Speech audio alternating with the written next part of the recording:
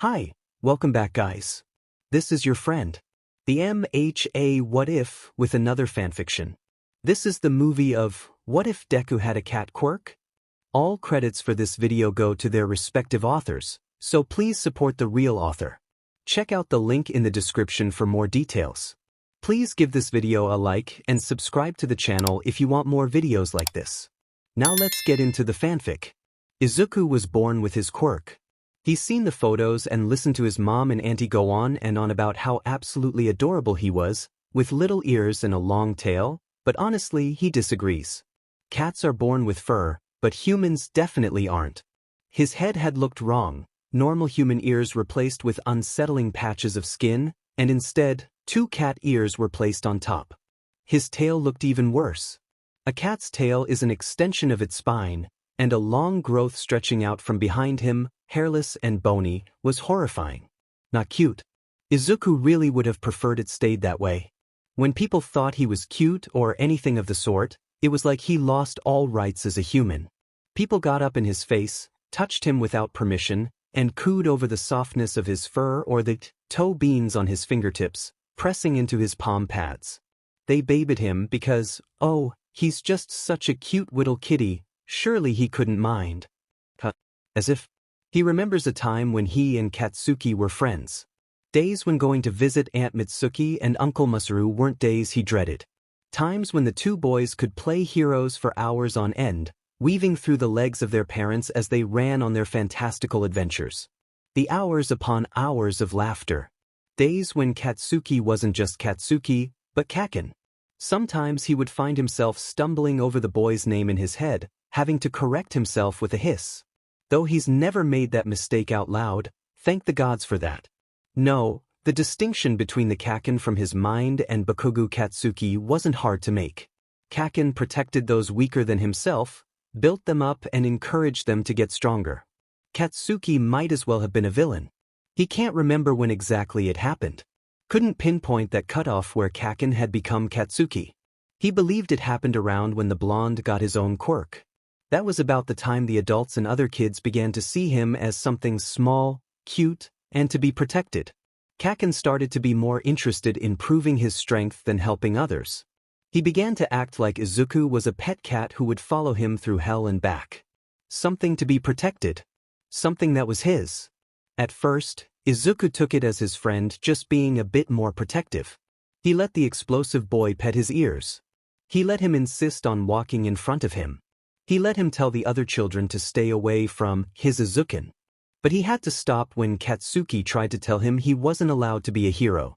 They had been at Katsuki's house, playing Superhero Smash when the boy had said it, nonchalantly as if he hadn't just said something so utterly revolting, so absolutely heartbreaking to the boy beside him. What the hell? Izuku had responded, his ears pressed flat against his head and his tail raised high, flicking slowly side to side. What the F? Do you mean, allowed to be a hero? It's no big deal, Izu. The blonde just tilted his head and narrowed his eyes as if Izuku had just said something stupid. You just have to wait for me at home and cheer me on.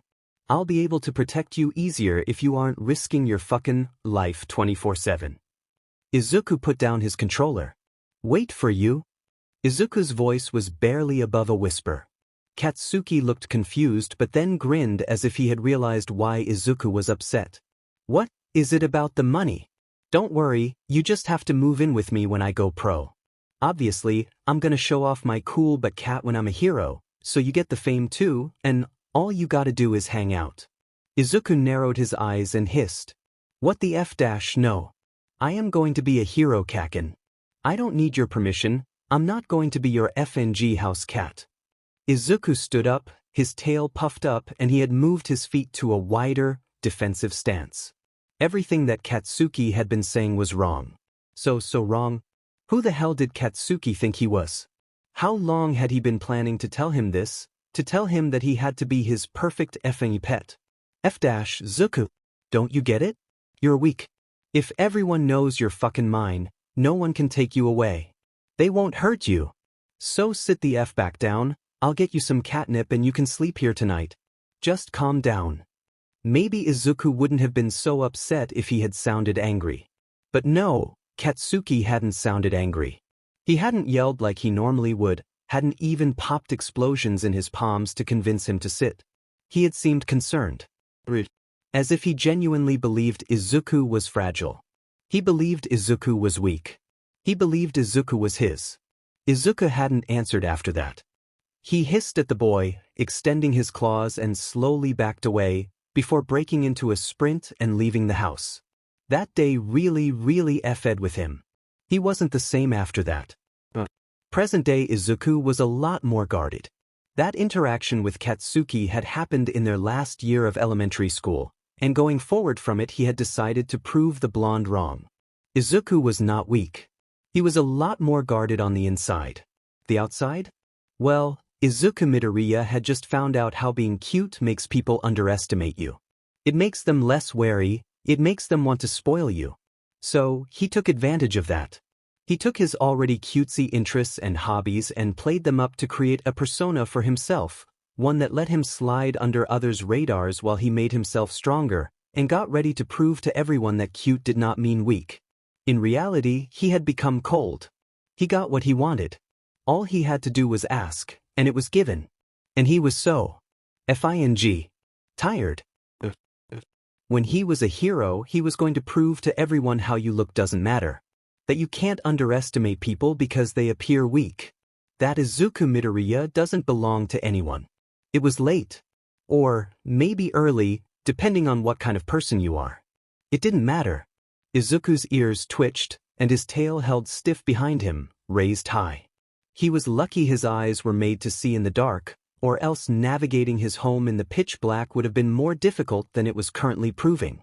See, he needed to get out of the house to start his training, cleaning Dagoba Beach, but his mom tends to be a bit overprotective. She slips into the mindset of small little kitty far too easily for Izuku's liking. She didn't like the idea of him becoming a hero and liked him staying out even less. No, the only way for Izuku to continue his training before going to UA was to sneak out when she was sleeping. And, as she's a nurse who checks on him whenever her shift ends. You get the idea. So, keeping his ears held high, Izuku sneaks through the house as quietly as he can. He tries to keep his steps soft, gliding across the floor, tempted to crouch and run on all four of his limbs. But he knows how to wait. He's gotten to the hard part. The door. Slowly, he turns the handle and cringes as it squeaks. He makes sure to hold in a hiss as he continues to push open the door. Even gentler than when he opened it, he shuts it and tries to stop it from making a sound.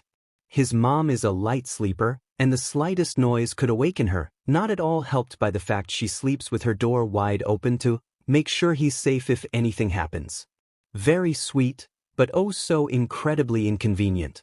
Izuku grins once the door has opened. Yeah.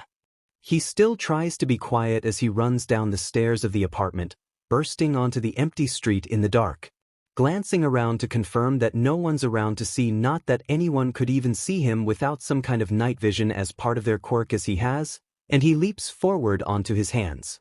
Feeling the cold of the pavement with the pads on his palms, his grin widens. He had made sure to wear his best workout clothes, some stretchy leggings and a tight but flexible top. He wanted to make sure he could practice his flexibility and agility with his quirk without being limited by the fabric of his clothing. Izuku shook out his hair and stretched, before breaking into a run. Jumping forwards and landed back on his hands, feet brought up close to them. He was able to run faster with this method, most likely due to his quirk allowing him to move in ways most humans can't. He has an entire notebook dedicated to his very own quirk. His joints are looser than most people's, and his arms and legs were built for shock absorption. He had realized this the first night he tried to run like the cats he had seen on the internet. He had tried the run, only to be shortly stopped by his mother fretting over his wrists. According to her, most would have broken their wrists bouncing around as he had been. Izuku laughs as he smiles at the memories and joy from a simpler time. He spots the beach and slows his running, deciding to show off to no one as he reaches his training grounds. Once he's satisfied with the distance to the sand, he pushes his hands towards the ground, but instead of bringing his feet to meet his hands, he throws them upwards. Letting them follow through, he waits until he hits the sand with his feet and stands up, reaching a hand forward to balance himself. Once Izuku is standing, he begins to walk normally across the beach. His training was rather unique, to help him develop a style that accentuated the power of his quirk. He leaped upwards, using his hands to guide him, and settled on the fridge that had been sitting in front of him. Cats can jump up to 6 times their body length, after all. He doesn't really care about being a hero anymore. He lost his motivation and drive to save and protect the people on this earth as time went on. No one took him seriously. No one supported his childhood dreams. No one. It wasn't until he learned to lean into the stereotypes and expectations people placed upon him that he was somewhat accepted and somewhat loved. He doesn't want their shitty, shallow as F love. So, instead of going to U.A for a noble reason, to become a hero who will save the world, Izuku is going out of spite. He's going to prove to all the others who make it in that he can be just as good as them with his cutesy and weak quirk. Because he was just as good as them. He was better. Izuku knows that his mother probably won't check on him before leaving for fear of waking him up so early and having him not be able to sleep, so he should be fine to keep it his training until right before school. So, he begins running across the tops of appliances, leaping, flipping and spinning. He makes sure to practice his landings, twisting in the air to make sure he lands on his feet, dropping into a roll, and bracing for impact. He hauls garbage towards the road in piles, so he can call someone to haul away the easy-to-grab trash later. Izuku has been doing this version of his training for about a month, and he had already noticed a significant increase in his strength. He was able to push the large appliances, such as the refrigerators, uphill in the sand without too much trouble. His quirk helped mainly with agility and flexibility, but he was also quite strong due to his muscle density being higher. He dragged appliances uphill to the roadside and leaped around through the early morning, praying he would get an email telling him school was cancelled for the day. Of course, he knew it would never work, but he still manages to be annoyed when that email doesn't come, and he has to make his way to Aldra. Izuku knows better than to run in his own style during the day. He knew people would dislike that more cat-like feature. He thinks that's stupid. They preen and ah at the traits that they like, but shun and sneer when he does anything that isn't normal or cute. He basks in sunbeam or purrs contentedly, and everyone loves him. He hisses in annoyance or catches a mouse. They complain or call him gross. His run to Aldra from the beach isn't very long, but he knows he could get there faster if he could just run the way he likes. He really can't wait to send at least half of his current classmates to prison. Or maybe worse. He's really hoping for worse. Maybe he's escaped their wrath, but he knows if he wasn't as smart as he was then there would be no way they wouldn't come after him, as he has seen them do countless others. He doesn't like people very much, and he probably wouldn't give a shit, but it had to do with quirk discrimination. He hates quirk discrimination. People shouldn't look down on others for shit like what kind of quirk they have. Fucking do that for a better reason, for their annoying fucking personalities or the ugly but way they dress like he does. Izuku scoffs at his inner monologue. There isn't much time left before the bell was meant to ring, so he dashes to the nearest washroom as soon as possible. After changing into his uniform, he digs through his bag for some clips to put in his hair. He fishes out some pink hearts and a white bunny clip, and clips them in to help complete his image. Lastly, he opens a pocket on his bag and pulls out the headphones modified to fit his ears. Unlike normal headphones, they resembled a cat ear headband more than anything. The ears actually fit against his own and played music. He was sure he could get something better, as these headphones only really work when he holds his ears still and upwards, but they're the best he has at the moment. Sensei had never seemed to mind if he listened to music in class, so he put them on. Throwing his bag back onto his shoulder, he makes his way to his classroom. Izuku genuinely thinks he could become a successful actor at this point, if people with mutation quirks weren't so discriminated against in that field. He plays his part with his entire body, completely melting into it. He walks with a bit more energy, bouncing on his heels. He makes sure his ears relax and swivels them on occasion, his tail sways behind him. He makes sure his eyes stay wide, and keeps his mouth upturned as if content in where he is. So gross.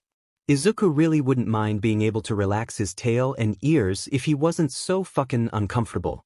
He's seen these people torment and attack people who did so much as to look at them funny. He's seen them shun people they considered friends because of things like weak quirks or unrealistic dreams.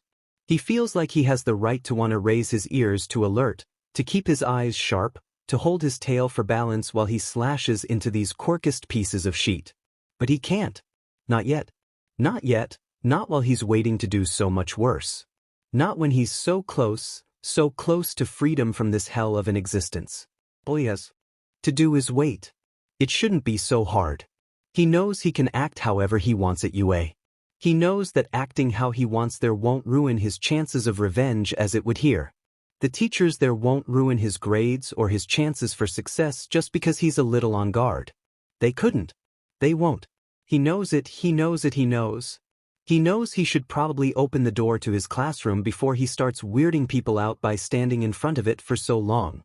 So, Izuku pushes open the door and continues his bounce walk into his seat. He drops his facade for a split second when he walks past Katsuki and flicks his tail towards his desk. His smile comes back as soon as he hears the blonde's pen hit the floor. Yeah, Izuku doesn't really give a f if he seems like a bully when it comes to catch. Goddamn it, sheet, f dash. It's FNG Katsuki. He really needs to get better at that. Midori-kun. Izuku turned at the sound of Kami-chan's whisper. Wanna come over to my place with Shiraishi-chan after school? Mom said we could test food dye in my hair. Izuku blinked and eyed the girl's hair, or more accurately, water, floated and swirled around her shoulders. The prospect of watching dye disperse through it all was interesting, but... Sorry, Mi-chan. My mom wants to have a day together today. The girl herself was oh so incredibly boring. Really, if it wasn't obvious she either wanted something or was just interested in how he looked, he might have gone. Probably. Maybe. Well, probably not, but still. There would have been at least a possibility that was ruined by her own dullness. He shot her an apologetic smile, and she giggled with a shake of her head. She gave him a thumbs up as if to tell him that was okay, so Izuku turned back to the lesson and cranked up his headphones higher to drown out any other annoying distractions. Katsuki was so fucking angry. Izuku was still mad at him for his suggestion years ago. How was he supposed to know that would make him so angry? And now Izuku won't even talk to him. It's even worse than that, because he seems to have let everyone know that he doesn't like him. Now no one, not even that fucker Tsubasa, even tries to interact with him. As fucking if that's right. He should have these extras groveling at his goddamn feet because he's so much better, but instead they all follow after his Zuku like kittens to their mom. They don't understand that Aizu just needs some time, that when he doesn't get into you, he'll come running back to Katsuki. And Katsuki'll be waiting with open arms. One day Izuku will realize he only needs Katsuki. That he doesn't need to chase those dreams of his because Katsuki's are so much better for him. His Aizu is so sweet, so pure and innocent and cute, he'll come along eventually. He'll realize his mistake, and one day he'll laugh with Katsuki about the times where he tried so hard to be mean to him.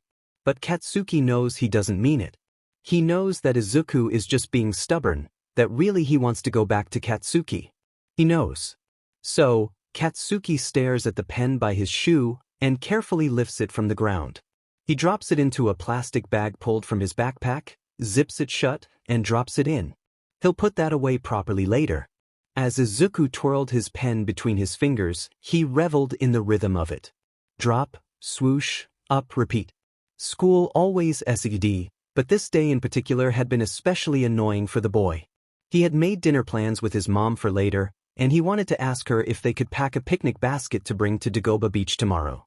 It'll be her day off, and he was sure he can convince her that he's been okay at the beach if she sees him working on it. Unfortunately, that means his classes have been especially unbearable. It didn't help that the winged a-hole keeps following him around spouting nonsense in his ears. Midori-kun, Midori-kun. Izuku stifled a hiss as he heard the boy calling him for the 5th time that day, using that stupid nickname.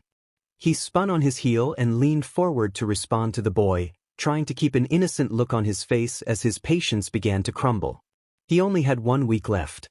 1 week before middle school was over and he could finally be where people can't judge him. Tsubasa-sen, I almost missed you there, what's up? Izuku smiled as sweetly as he possibly could, considering the annoyance the stupid bat was causing him. Well, me and some of the guys wanted to know if you could ask Kahami-chan and the rest of your friends if they wanted to come to the arcade after school with us. He understood. Izuku usually attracted the girls to his side, as they found him cute, and during his years of middle school, he seemed to have given people the impression they were his friends. So Izuku tilted his head and waited for Batboy to continue his little rant. And, there's this party Handakuin is throwing, since we all finish middle school soon. The flying rat looked at him to wait for his response. He seemed nervous. Was Izuku really that well known for saying no? Well, that didn't really matter. Oh, well, I can definitely text Mi-chan and ask her to invite everyone else. But, Izuku presses his ears downwards and looks up at the sorry excuse for a mammal and fidgets with his hands. I have plans with my mom tonight, and I'm pretty busy for the next week or so with stuff outside of school. I'm sorry, Tsubasa-san. I really am. Luckily Tsubasa seemed to only be slightly upset about his partial refusal. Oh, well I get it. Family first and all that, right? As long as you ask the girls it should be fine. Try and think about it though, eh? Clear your schedule? With that, Izuku's greatest annoyance of the day waves and makes his way to his locker. Thank God, that conversation felt like it stretched on forever. Really, was that all he's good for? Getting a couple cute girls to go to a stupid party? He's his own fucking person. He makes his own decisions. And his decision was to not ask Kokami Sheet. He was going to FNG run as fast as possible home. He wasn't exactly planning on interacting much with his classmates for the last week. Who did they think they were? They played God, demanding others listen to them or else face consequences. He wasn't dealing with this today. It was always, oh Midoriyan, can you do this? Or, Midoriyan, will you ask for this? He hated it. He hated them, he hated them, he hated them. They were the ones who wanted to be heroes. They wanted to protect the people. They've told him how much they want to protect him. They haven't protected him. No. Hey, Izuku? Calm down, I'm right here to talk if you need me. Izuku sighed as he heard the tip-tap of feet too small for the words he could already hear them saying. Yeah, I'm fine. We really don't need to do this right now. He didn't dare to turn around. If he did, he knew all that would happen would be him feeling even worse than he did already. I know you're lying, Zuzu. You never respond to me when you're fine. Stop. Izuku gritted his teeth. Come on, Izuku. If you really wanted that, I wouldn't still be talking, right?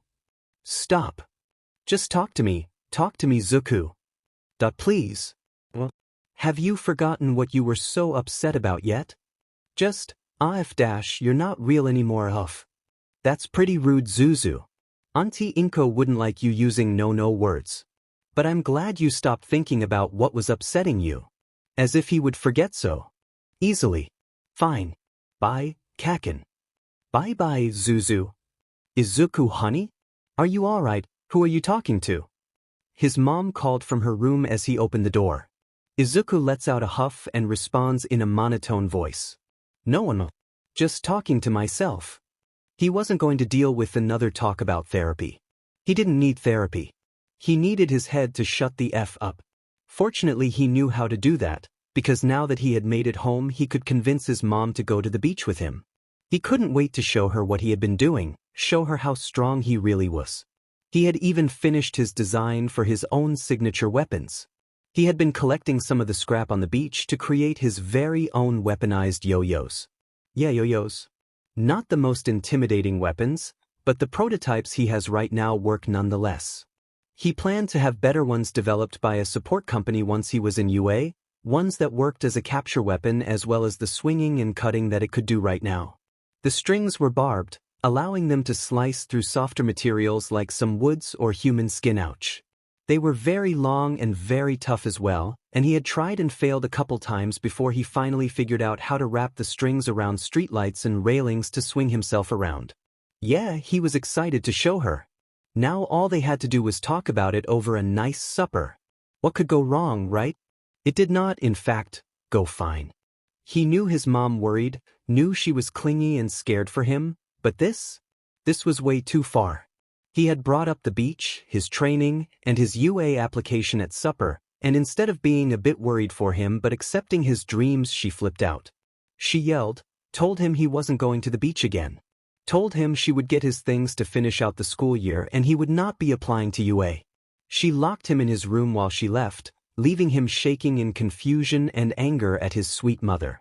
He had been so confused. Why was she doing this? Did she really think he was that weak? His heart had been pounding in his chest, his entire body shook. He hated this. He had to leave.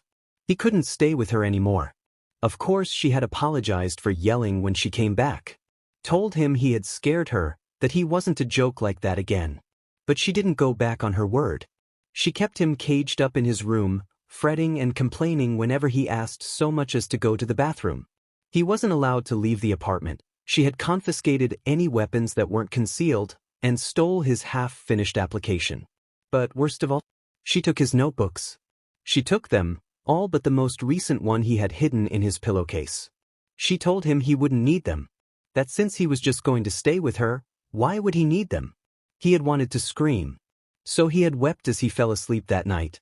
He mourned the woman he loved as his mother, knowing that with this she was dead. He could never see her in the same light. She would never see him as a person, only ever as her defenseless baby. He would hold a funeral for who he thought she was once he left who she was now. That had led to what he was doing now while his mother had been called to the hospital. With tears in his eyes, he sat at his desk writing a letter. He had a plan. The plan was hurting his heart. The plan was going to ruin the one person he had. But he had to do it. So, he wrote his letter, letting his pen write out the words. Dear Mom, while you read this I won't be here. I love you but I can't handle this. Your refusal to accept my dreams and your smothering is breaking me. I know you love me. I wish that was enough. Don't try to send the police out looking for me, because by the time you read this letter you won't have any right to me. I found someone who can remove your legal claim over me, and this should be done in the databases of the government before I leave. Please know that I love you. Izuku. Yeah, it's choppy. It's to the point, it's informative, robotic. But it's all he can manage at this point. The part about him being legally free is true too. At some point before he was born, Japan had adopted some of the emancipation laws of other countries. If it was in a minor's best interest and they were over 14 years of age, they could file for emancipation. He was lucky he didn't need his mother's permission for it. While he technically didn't go the legal route, if any judge, school, or job sees the emancipation on his file like it will be, he won't be questioned on it. He's lucky the Hero Commission basically squashed the government as it is right now. If the government actually had enough funding and time to care about one random kid emancipating himself, he would have no shot. His letter is done. Izuku grimaces and wipes his tears, checking his email for a message from the man who he paid to get the whole thing through. It was done. Izuku Midoriya was now legally just Izuku. He probably needed to figure out a last name, huh? He shakes his head and walks over to his window. Once again he purses his lips. He hates all of this. Just yesterday he planned to finish the year, to take his mom and show her his training. But she ruined it. So now, with all his money, a change of clothes, his laptop and his notebook shoved into his old school bag, he stands and stares at the window. His hands grip the chair he has in them, his knuckles turn white as he lifts. The sound of glass smashing echoes in his mind as he jumps. He's numb to the cuts that begin to litter his arms and face. He barely feels the pain as he hits the ground with a thud. Izuku's breath is heavy. He looks upwards at the fourth-floor window he's thrown himself from and tears begin to form in his eyes. God, I love my Quirk. And he runs. He runs as fast as he can in the night, on all fours as animalistic as he can get. The city seems silent. Eventually he's far enough away from the apartment that it feels safe to slow his pace. Izuku stands and tilts his head at the alley he's ended up in. Hello. He needs to test the waters. He won't be staying if it's already occupied by some other homeless person. Seriously, is someone here? I'll leave if someone is. Maybe it was actually empty? Mew. At the soft sound Izuku almost jumped out of his own skin. A small cat appeared from behind the dumpster and stared at him with a tilted head. It had the same inky black fur as his own, the same bright green eyes as his. He smiled.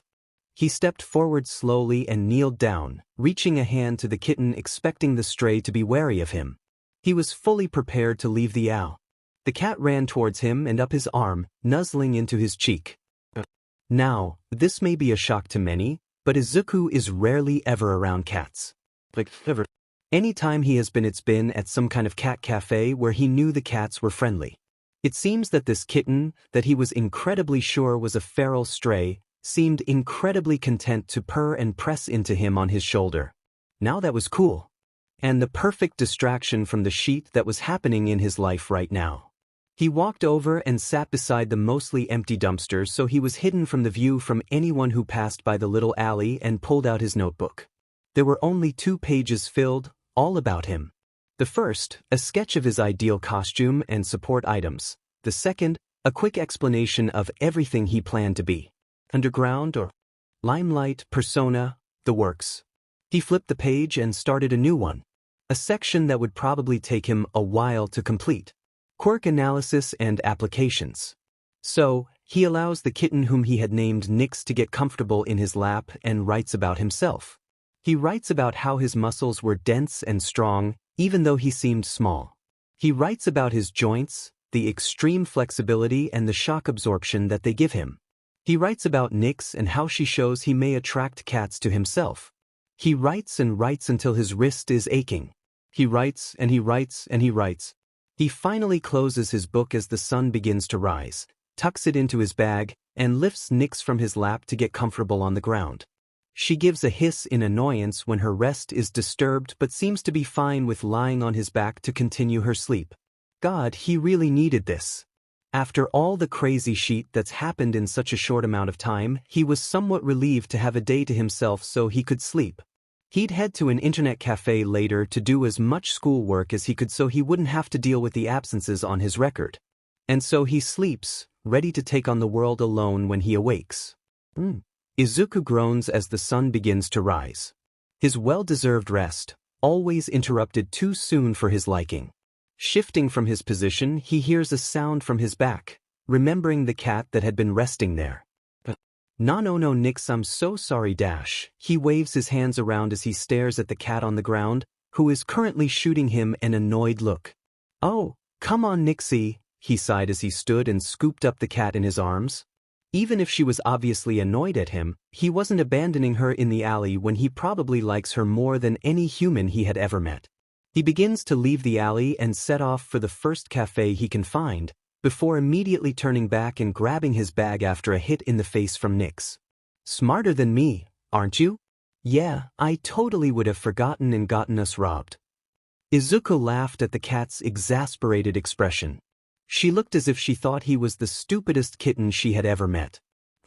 Think we should go shopping for a better bag before we find somewhere to eat? Bet we could get something comfortable for you to ride in.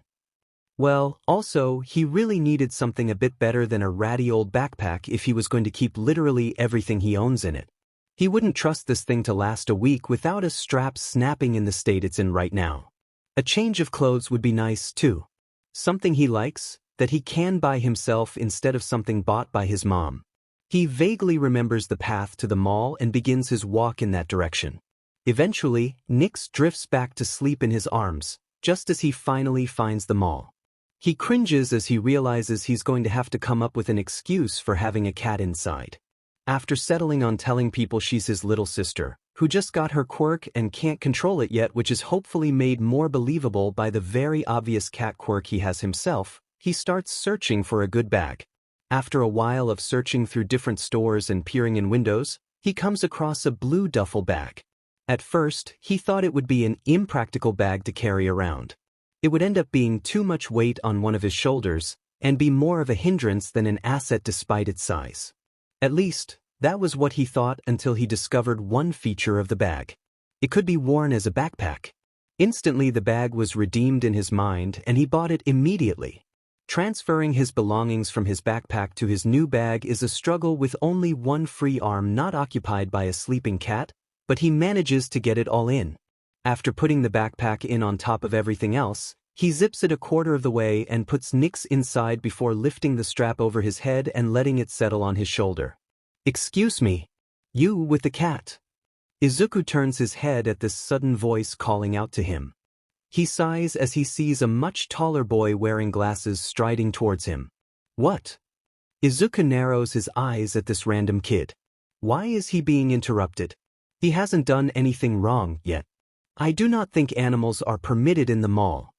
The tall a-hole had the audacity to scold him, waving his arms as if he was intimidating him or something. Do you always run up to strangers you know nothing about to tell them off? Izuku stares at the blue-haired boy like he's an idiot. What is this dude thinking? Like, Izuku expected for a store employee or some random old person to try and tell him off. That's what his plan was for. But this? This was some kid his age trying to show off how superior his amazing morals are. That's stupid, and he isn't going to even try and be polite. The boy in front of him sputters a bit at being called out. Izuku takes it as a chance to continue. And, seriously, before you charged up to me, did you not take the time to think? That boy has a very obvious cat mutation. Maybe, just maybe, that has something to do with the cat he's carrying around. Izuku hisses at the boy who is starting to look more offended than surprised. Well, The boy starts but is promptly cut off by a hiss from Izuku. No. I don't expect you to say anything smart, as dumb as you obviously are, so I'll explain and get on with my day, got it? The skyscraper kid is glaring at him now. Must not like being called out like that. This isn't a cat. My little sister just got her quirk and she doesn't really know how to control it yet. She pops between being a cat and being a kid at random. Izuku glares at the boy in front of him. His excuse is absolute bullshit, but it's pretty believable all things considered. I see. I apologize for my rudeness, however and oh god, he was going to try and tell Izuku off again for being rude. Nope. Not happening. No fing way. So, as the boy began what was surely supposed to be a long-winded speech on manners, Izuku held his bag tightly so as to not disturb the cat sleeping inside, and bolted. He heard a yell of, "Hey!" from the stuck-up rich kid he had been talking to just moments before and giggles.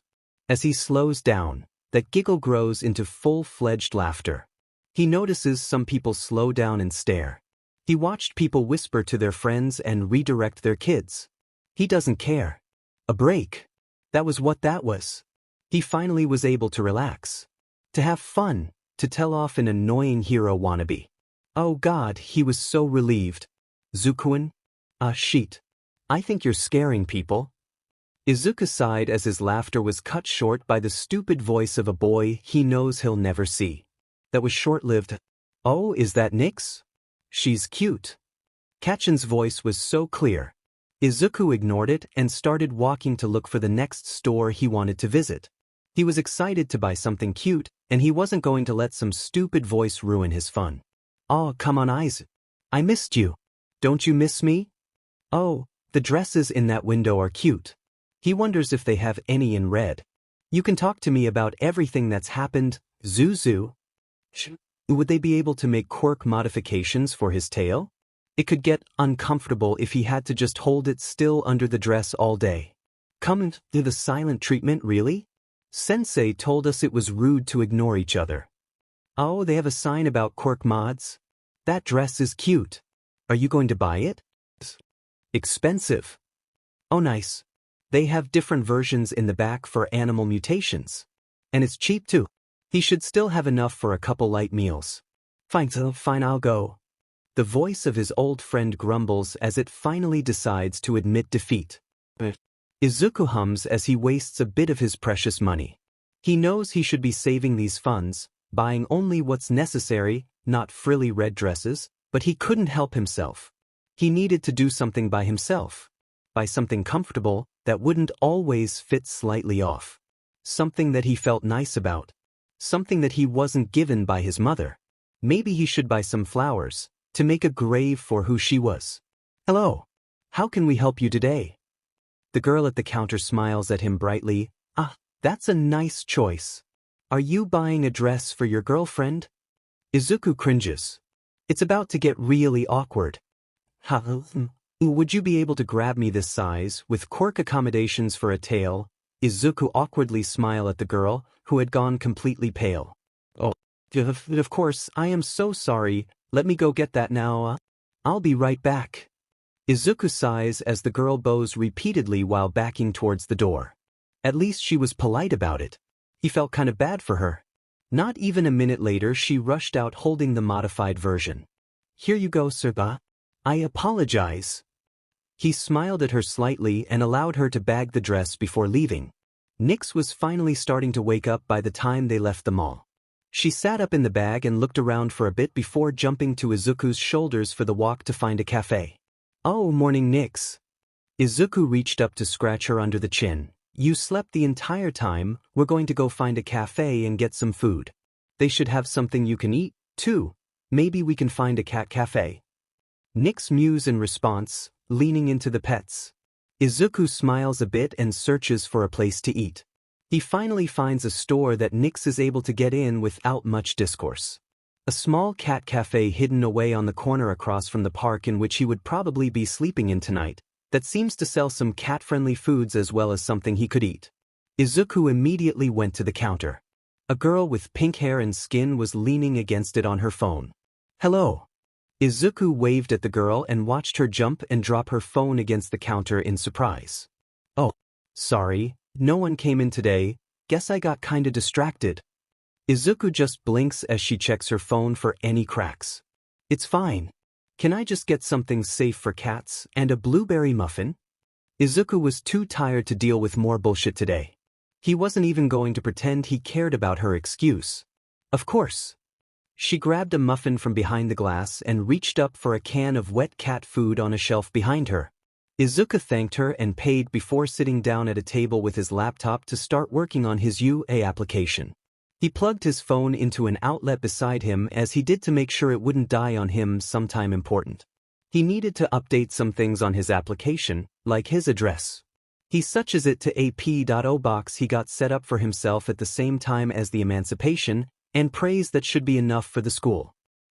He looks up to see the cashier girl holding her mouth and trying not to laugh in confusion, before realizing what was happening. Nyx was sitting eating her food normally, but even she seemed amused at the sight before her. It was like every cat in the place wanted to be as close to Izuku as possible. He had been ignoring it as he worked, but a cat had climbed up to his shoulder, one was sitting directly on his head, and another was stretched across his lap. Two others were walking around and rubbing against his legs. Seems like you're popular, huh? The girl got out that little quip before bursting into laughter at the display before her. Izuku began to turn bright red. It's a part of my quirk. It's not my fault. He tries to defend himself to no avail as the girl just continues to laugh. What? Oh my god, she's literally on your head, whatever you say, kitty cat dash. Oh my god dash. It's like you're covered in catnip or something dash. Don't you dare bring out catnip dash. This is the best thing I've seen all day. I'm going to cry. She was keeled over and holding her stomach at this point. Izuku was trying, unsuccessfully, to try and get the cat on his head off. You should come back sometime.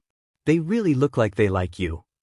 The girl was calming down now, wiping a tear from her eye as she talked. Actually, we are hiring. If you write an application right now you'd probably get hired as soon as the owner reads it. He's not exactly picky about his employees and he pays pretty damn well. Izuku considers it for a moment. Does he want to work with the girl who just spent so much time laughing her butt off at his suffering? But he can get his middle school done in the night since he's not actually going, meaning he could work full-time. And if it pays well maybe he can even get an apartment for himself instead of having to put a P.O box as his address. Izuku sighs in defeat as he gives up on his attempts to get the cat off. My name's Midoriya Izuku. Just call me Izuku. Want to help me type up a resume? The girl beams at him as if he had just told her he was going to pay her tuition. Ashido Mina. If you're Izuku, you should call me Mina. I'd love to help. The rest of his day was spent making a resume and chatting about their apparently shared plans to go to the UAS Hero course in the next school year. The best day he's had in a while. Izuku had gotten the job. And Mina hadn't been lying about the pay, either. Izuku was sitting on 1,150 yen hourly while working full-time. He hadn't been working at the cat station for long, about 2 weeks at this point, and he had been able to secure an apartment just a few buildings down from the cafe. Him and Mina were planning on going there after work to get him settled in for his first night, as the girl had insisted on helping. He had noticed it was only ever him or Mina on the schedule by his third shift, and had asked her about it. Apparently that was why the owner was so desperate for someone new. He had needed to fire the only other employee about a week before Izuku had started, and Mina could only work after school. All that had led to the two hanging out whenever the store was empty, which tended to be any time after lunch had passed, as they were popular for breakfast and a nice place to hit for lunch, but they had no supper options. This empty store is what caused the current situation. Izuku no. Mina looks at the boy in horror as he stares proudly at the first person he's considered a friend in a while. That's, oh my god Izu, that's so gross.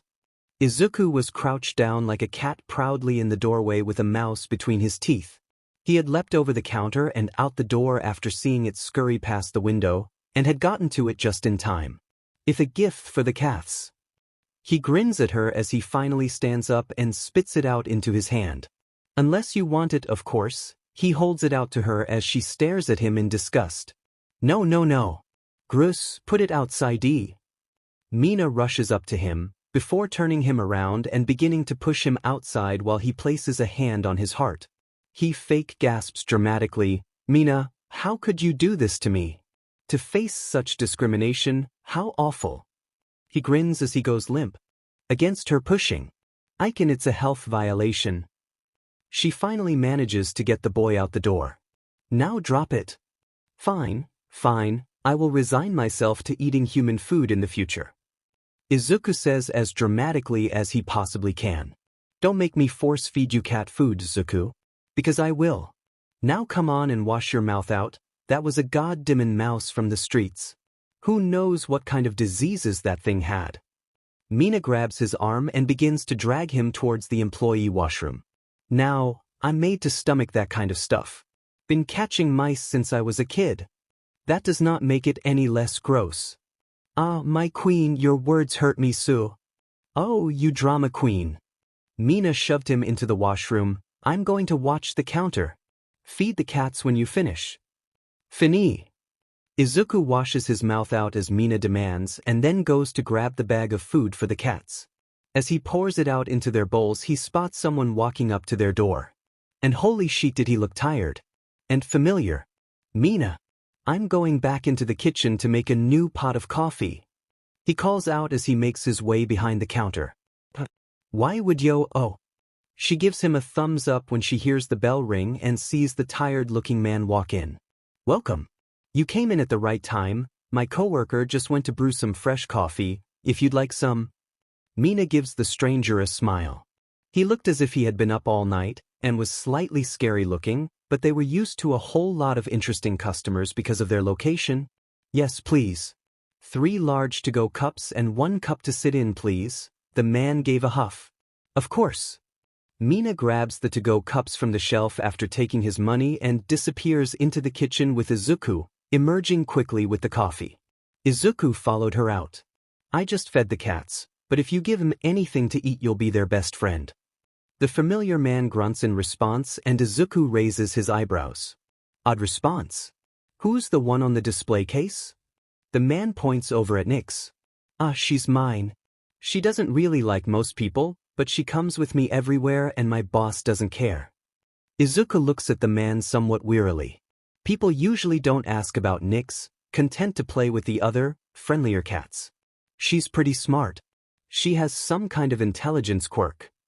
Nyx nods her head at him in agreement. The man just goes back to his coffee and petting Midnight, who had jumped up onto her lap. What are their names?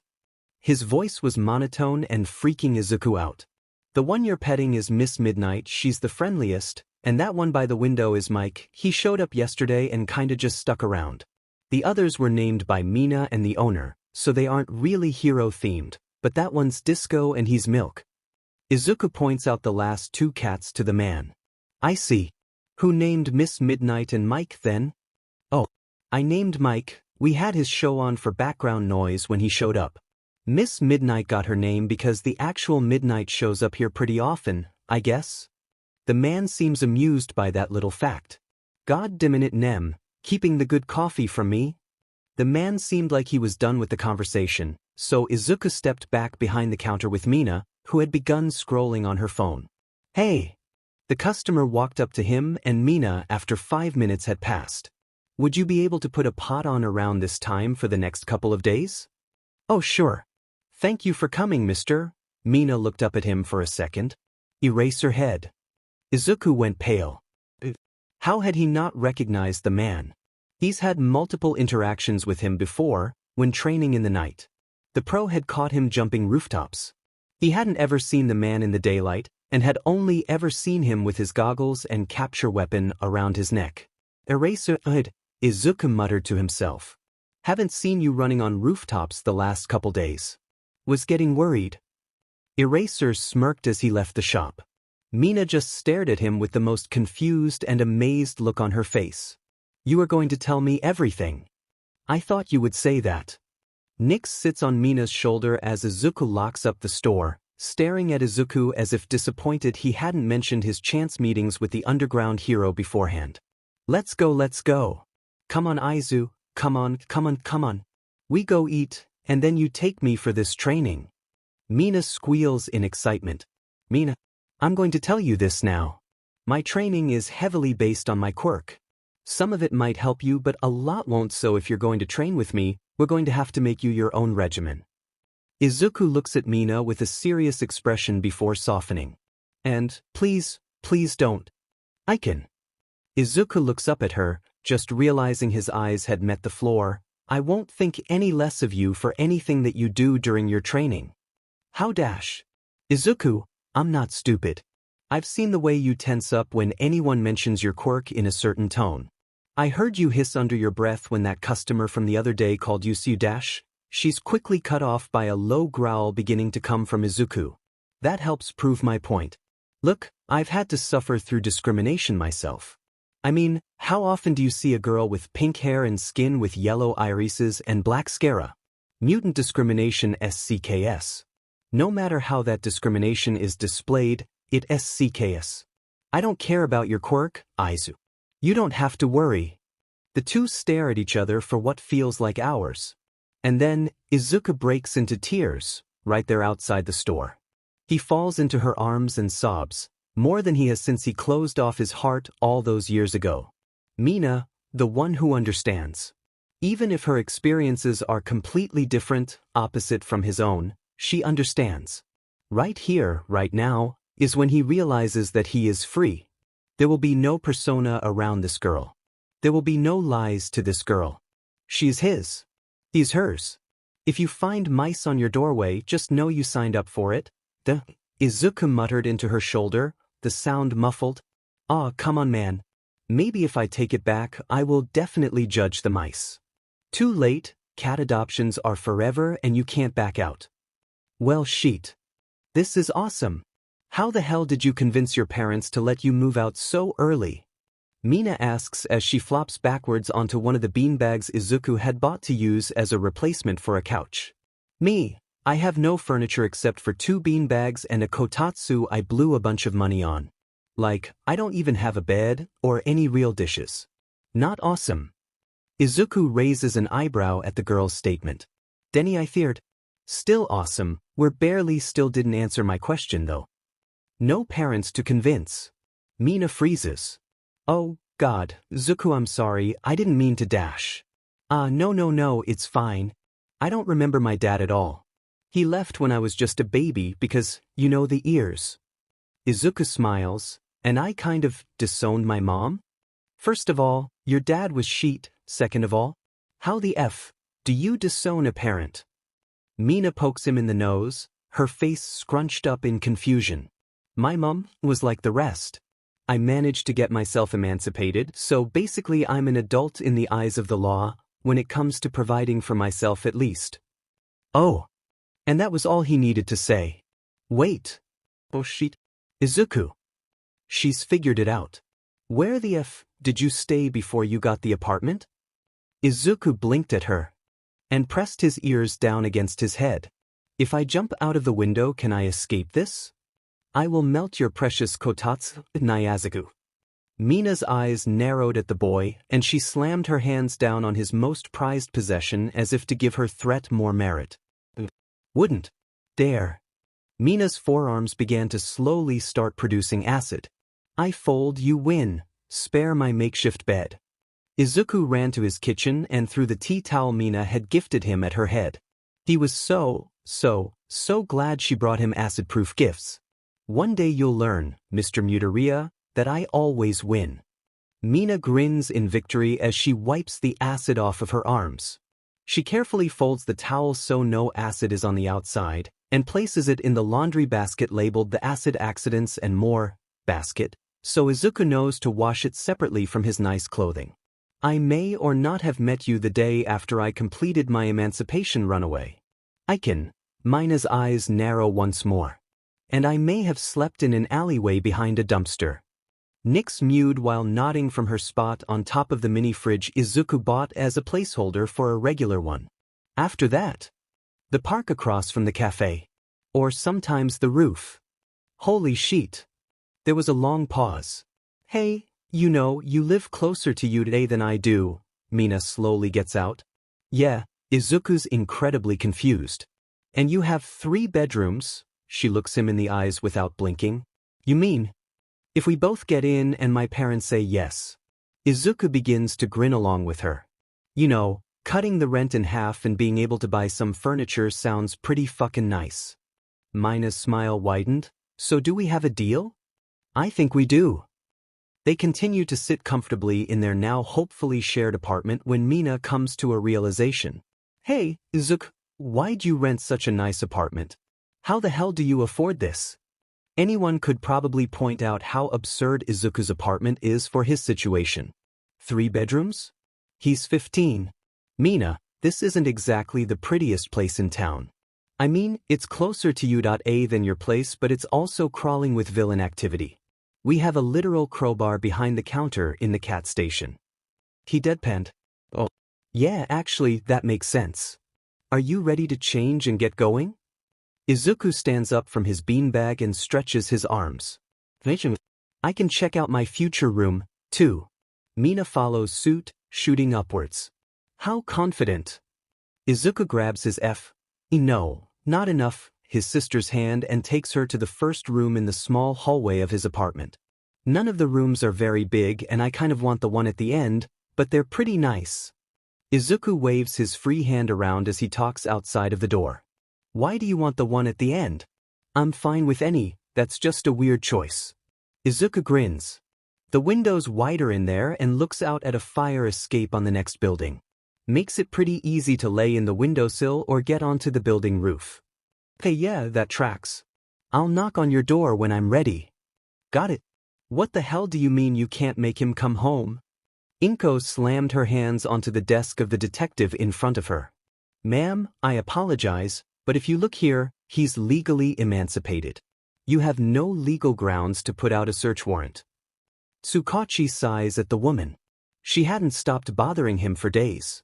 The worst part's how everything she says appears to be true. Oh, you don't understand. He's my baby. He's mine. He can't protect himself all alone out there. Most of the time this would motivate the detective to open a search for the missing person. But this isn't right. While his quirk may mark the woman's words as true, he knew they weren't. She genuinely believed her son belonged to her like a possession. She believed he was weak. The words marked as true, because in her mind they were. Tsukachi, however, knew the boy was doing just fine. He had seen the boy, went to find and check on him after Midoriya-san first came to file a report in tears despite his inability to really do anything. He was doing better than fine. Tsukachi was served by the child himself in the place he worked. He saw him laughing and joking with a girl he referred to as his sister when questioned. He learned through his investigation he had rented his own apartment. He finished all of his leftover classes with top grades on each assignment, and he seemed to be doing perfectly. The woman was completely and utterly wrong. And Tsukachi really wanted her to get out of his office. Whoa! Izuku yells out, jumping from place to place on his hands and feet across the roofs of the city with Mina tailing him close behind. "Get back here, you silly cat!" Mina called out to him while laughing. Izuku had made sure they were both in dark clothing, so they could hide better if needed. He had also made Mina put on a visor made for hero work to help give more protection to her identity if they were seen by villains or heroes. He could see out, but others were unable to see in. Her pink hair and skin may have been recognizable, but her eyes are what really set her apart. Izuku himself had put on the gas mask he bought himself to add to his hero costume to do the same. His hair color was definitely something that was hard to hide, but not something that made him too recognizable. "Hey, we aren't really doing anything like vigilantism." Izuku slowly stops his run and stands still by the edge of the roof. He wanted to test the waters. He needed to know how she would react. If he would have to take back his promise to his heart, to rescind his statements and fall back on his lies once more, well, technically, we could be. He glances back at her. He can't see her eyes. I wouldn't stop you." "What?" "I don't think I could do it. But I wouldn't ever, stop you from doing anything." Izuku just blinked. You would be arrested so effing quick if someone heard you." Izuku broke out into giggles. "WK. You're the one who asked. What the F dash?" Mina leans forward with a finger pointing out at the laughing boy. "You're the one who would be arrested. Mina, come sit down for a bit. We've been running forever." "Yeah." Mina pauses as she sits, kicking her legs over the edge of the tall building. "Well, if you want to become a hero and get into UA, why entertain vigilantism? Won't you get to do all that anyway when we graduate?" "That's the thing, I don't know if the hero course is really what I want. I don't really care about being a hero. I just want to prove them all wrong." Izuku responds slowly as he stares into the stars. He knows Mina understands who he means by them. If I just get into UA at all, I'll feel like I've won just a bit. But as a vigilante, I can show them in person. I don't have to follow the stupid rules set out or heroes. I can win. And for a while that's it.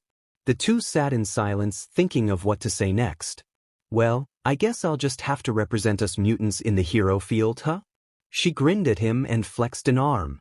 "What are you gonna go into, general studies? Business?" Izuku smiled back. "I think I might apply for the support course. Have you seen my yo-yos?" Izuku winked but then froze. "Oh God, you haven't seen my yo-yos." The rest of the night was spent swinging through the alleys with Mina on his back. And a couple stops for first aid and troubleshooting. Hey, he never said they were perfect. "Izuku, hurry up. We have our meeting with Adachi-sama in 20 minutes. Mina rushed around their little apartment trying to gather up everything they needed. The owner of the cat station wanted to discuss leaving the store in Izuku and Mina as he was retiring soon. Of course, he had his doubts about leaving his beloved shop to two teenagers, which is why they had set up a meeting with the man. "I'm coming. I'm sorry really." Izuku pulled on his dress and ran out of his room. "I was working on my SBMs for the entrance exam all night. Only a couple weeks left, you know." Izuku opened the clasp and let his tail through the hole underneath it, quickly clipping it back in its place. "Well, I told you to go to sleep on time, Aiken. Come on, hurry." Mina latched onto his arm and pulled him out into the hallway. Neither of the two could drive, but luckily the store wasn't too far. They ran as fast as possible to make it on time.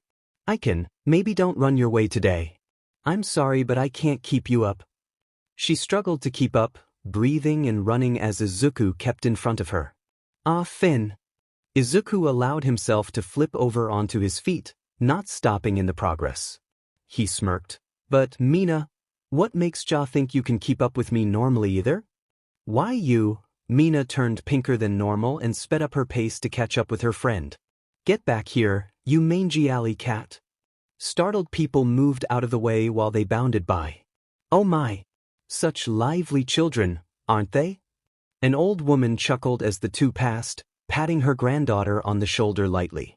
"You never know, Achiko, they may just be your friends in the future." Achiko smiled at her grandmother. "Ah, Oba-chan, I'll probably never see them again at all," she shook her head. Her grandma had a habit of predicting Akiko's future for her. Strangely enough, though, she hadn't been wrong yet. Say, Oba-chan, you sure you don't have some kind of secret future-telling quirk? Her dear grandmother just smiled and shook her head. So sorry, Adachi-sama. Someone woke up late. Mina held Izuku's head down in a bow. Mina! Izuku pushed at her in protest. He still wasn't much for others, so he was pretty uncomfortable being so open around the store owner. The old man waved his hands happily. No, it's fine. Actually, you're right on time. Now, to discuss the sale. Actually, sir, if you don't mind me asking, why do you want to leave the station to us? Mina asked warily. She knew the man had kids, and the two he was talking to were still only teenagers. Well, you two seem to be doing a really good job running this place already, and I know you're both off to UA in 2 weeks, but I'm sure you would do a better job than my son. Izuku held back a laugh as Mina jabbed him in the side. Please continue then, sir. The two spent the next couple hours negotiating terms. After the negotiations were finished, Izuku and Mina signed their names on the contract presented to them. Of course, Izuku read it over at least 4 times, and Mina made sure to bug him about it later. You never know.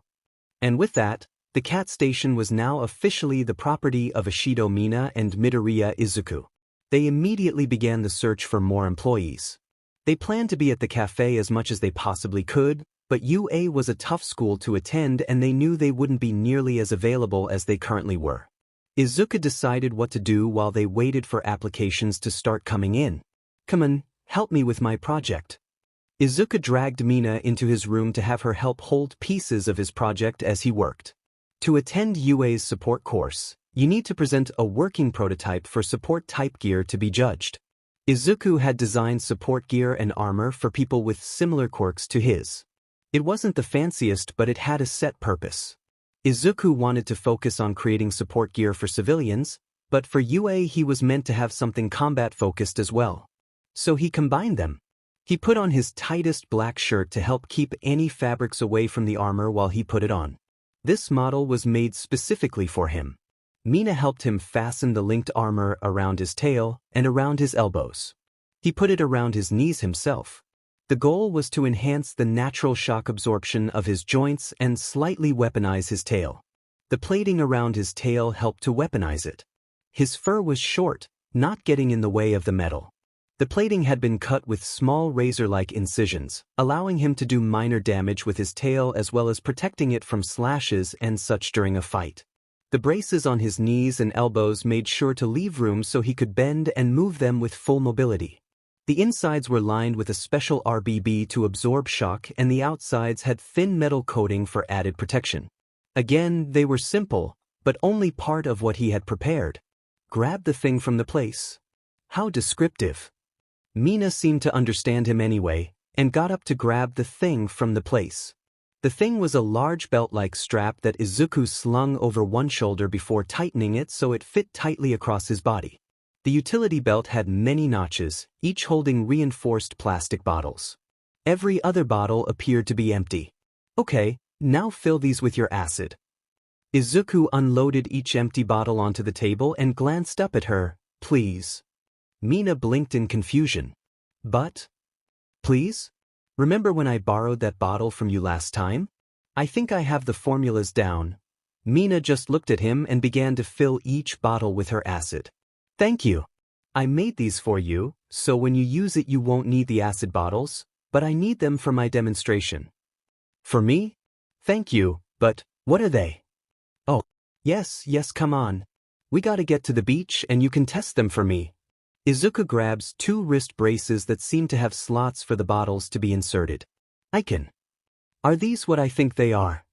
Izuku just grins at her. Takoba Beach.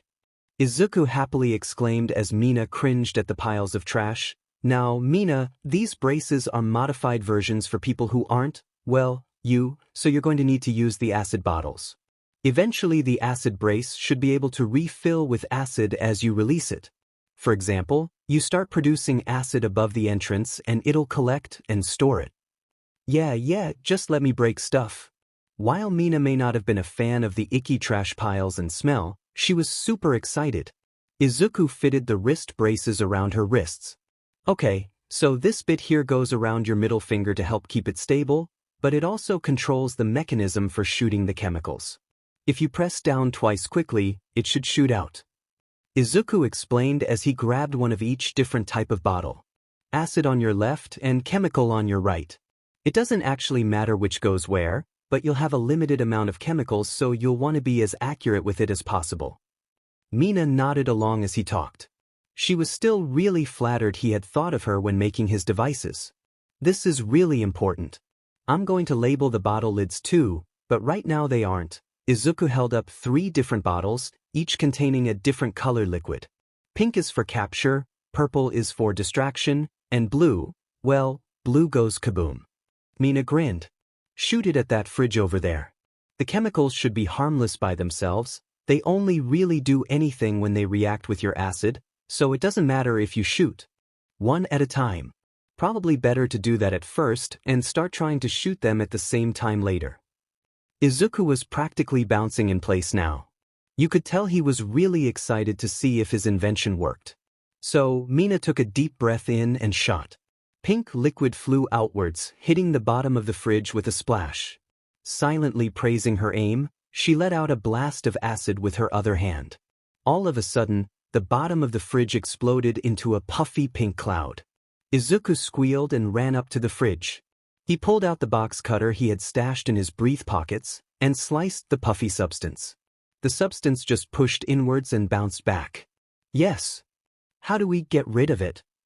Izuku smiled even wider. Put some more of your acid on it. If I got the ratio right, it shouldn't react further and just dissolve. Mina shot the bubble with more acid to get more of a feel for it and watched the puff begin to dissolve. Thus, each bottle has 3 shots. The explosive stuff is harder to make, so you won't have as many of those. And the purple ones just cause mild skin or eye irritation because they dilute your acid a whole lot. So these capture capsules will be your best friend. Mina smiled as her friend babbled on about all the ways she could use this to her advantage. She couldn't wait for them to get into UA together. Okay, remember, you won't have your blasters during the exam. Izuku fretted over Mina as they got ready to leave the apartment. Nyx sat on his shoulder and nodded along to his worries as Mina sighed. Me and Nyx will be in the building. I swear, if you need us, just come find us. I'm finished. I've trained without my blasters too. She held up her hands as Izuku continued to bounce around adjusting parts of her outfit. He had forced her to put on a jacket for the walk, just in case, and had made her change at least 3 times trying to give her something comfortable to fight in. Are you sure you'll be able to bring Nyx in? I don't think UA usually allows pets, Icon. Mina poked him in the cheek, laughing as his ears and tail stood up straight. He hissed and she just laughed harder. Stop that.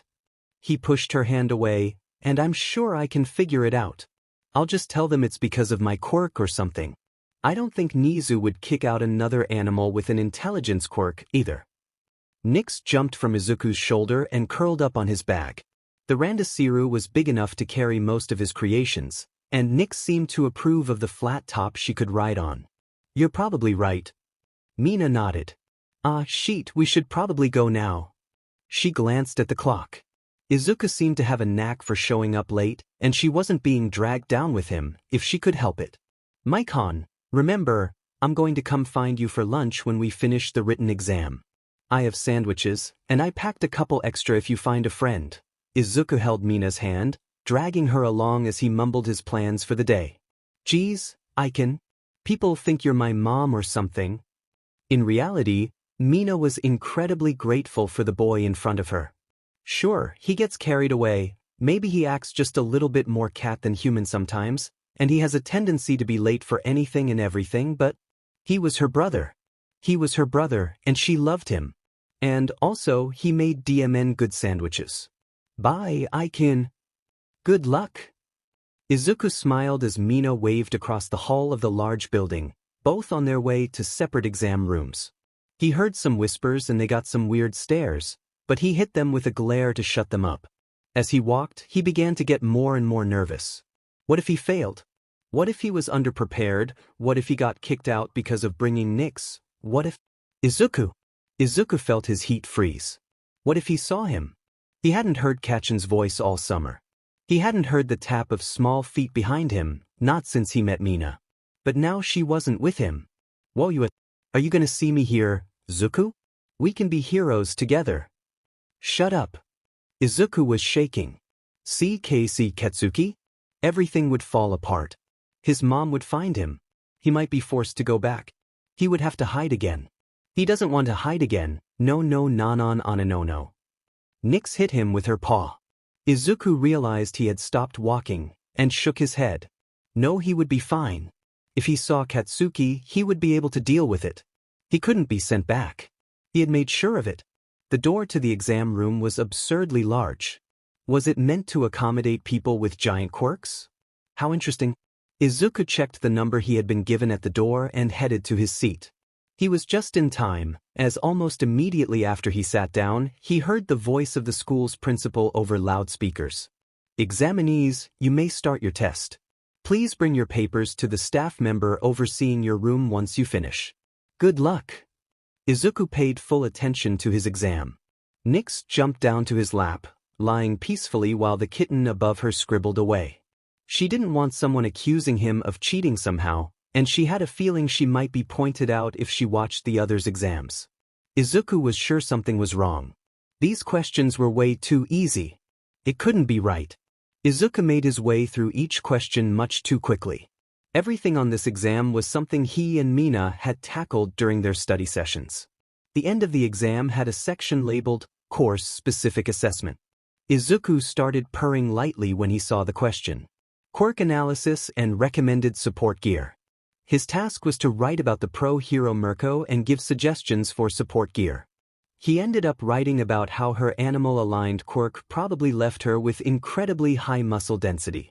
He suggested some shock absorption leg braces like the ones he had made himself, to enhance what her quirk naturally gave her.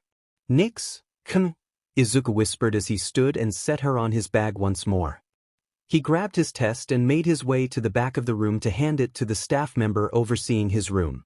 He heard gasps and saw people turn and look at him with wide eyes as he walked. It was uncomfortable. He didn't like to be stared at. Hound Dog Sensei? Izuku looked at the man in front of him. A real pro-hero, and he was just sitting in a test room. Oh, hello. Do you have a question? Hound Dog looked at him expectantly. No, Sensei, I just needed to hand this in. Hound Dog just stared at him with wide eyes. What? Are you sure you answered everything? It's only been 90 minutes. This is usually a 3-hour exam. The hero looked over Izuku's test with wide eyes. Yeah, I'm done. Nyx looked at the counselor with a wary look. Izuku knew why, he could feel it too. The man's quirk. Izuku knew that a lot of cats were just fine being around dogs, but they had always scared him. Almost everything in him told him to run, but he was just stuck here. Well then you can go. Don't disrupt the other exam rooms, and be back here for your practical if you're applying to any course other than general. Hound Dog nodded to the door and Izuku was on his way. Ryo stared at the door as the boy left. He finished in half the time that was allotted to the exam. He had never seen anything like it. And also, he had something sitting on his bag. Was that the cat? Bye, I can. Good luck. Mina yelled across the hall to Izuku as they walked to opposite ends of the school. She waved with a stupid grin on her face and watched him smile back. And then she was alone. Mina frowned. She really hated being somewhere new by herself. Even in a place as famous as UA, there was always the odd person who would call her out. She didn't exactly look normal, so she guessed that it was to be expected. And she was right. As she walked to the exam room, she could hear the whispers, the quiet giggles and the pointing. She hated it. Mina knew she wouldn't be noticing all of it if she wasn't alone. Actually, she hadn't felt their eyes on her since she met Izuku. But now Izuku wasn't with her. So awful. Hey, Ashido. Mina whipped her head around at the sound of her name. Who knows her? Why does someone know her? A boy with red spiky hair ran up to her excitedly. Do I know you? Mina took a step back. This was weird. Like super weird. You look familiar, but, she trailed off. She hoped he didn't think she was being rude. Oh yeah, Kirishima Aijiro, we went to middle school together. Changed my look a lot, right? He pointed at his hair and Mina widened her eyes. Oh Kirishima, I'm so sorry I didn't recognize you. Oh no. No. Someone from her middle school. She didn't want to see anyone from her middle school. She thought she was done with that place. That means he knows. He knows how people treated her. He knows. He knows, and he was one of the people who stood by and did nothing. She felt like crying. Yeah. Bet you didn't expect to see me here. But I didn't think I'd see you either. I mean, after all that happened it's super manly dash. She knew he didn't mean to upset her. But what the F dash? You don't just casually bring up someone's past if you know it wasn't good. Yeah, gotta go now dash. Mina laughed loudly and robotically, before turning and running towards her exam room. Geez, now even more people were staring at her. She hated it. How could he? Was he an idiot? Maikon, remember, I'm going to come find you for lunch when we finish the written exam. Mina sighed. Izuku would be with her as soon as she finished her test. A test that's meant to be difficult, so no one would be whispering about her. She opened the door to her exam room with a frown. What kind of hero would she even be? She wants to be in the spotlight, to be an inspiration for kids like her, but she breaks down at the slightest whisper. She shook her head and made her way to the desk she was assigned. Examinees, you may start your test. Please bring your papers to the staff member overseeing your room once you finish. Good luck. What was she even thinking, trying to get into UA of all places? She would never pass the written. Well, Izuku had gone over this with her. Like, the first question was almost exactly the same as that one question on the mock exam they did together. That second one, Mina squinted at her page. She hurriedly flipped through and glanced at the questions. They had looked at one kind of similar to number 12 when Izuku was trying to figure out another formula for her blasters. That one over there they had solved when she was wondering how corrosive her acid was. Mina flipped back to the front and grinned. She knew the answers. She could do the questions without struggling. She knew they had studied a lot more than the average examinees, but this was insane. This was meant to be one of the hardest entrance exams in the country? The world? Mina almost threw her arms up and cheered. What sort of god had sent Izuku to her? Because that boy must be an angel. The more questions she answered, the more she was grateful for him. All of the questions on this exam would have been downright impossible for her if he hadn't studied with her. Soon she reached the last question. Course-specific assessment. This was it. This is what was going to stump her. They hadn't looked at anything course-specific together, so an essay on quirk discrimination and how heroes play a part in it. This question. Mina began to tear up. She knew UA cared about making the world a better place with its students, but this was appealing to her. It made it so they could gauge the opinions of their students when it came to quirks. It even told them how the students think about the hero community. Mina knew most would probably bullshit something stupid about heroes setting examples, but she had an idea. She wrote about how heroes weren't actually always a good influence when dealing with quirk discrimination. She wrote about mutant hate, about how little care is given to those who look different, and she wrote about how she planned to help. Mina got up quickly. She grabbed her exam and practically ran to the proctor's desk and slammed down the test on the table. Hello, Midnight Sensei. Mina was glowing. That was the best test she'd ever taken. Hello.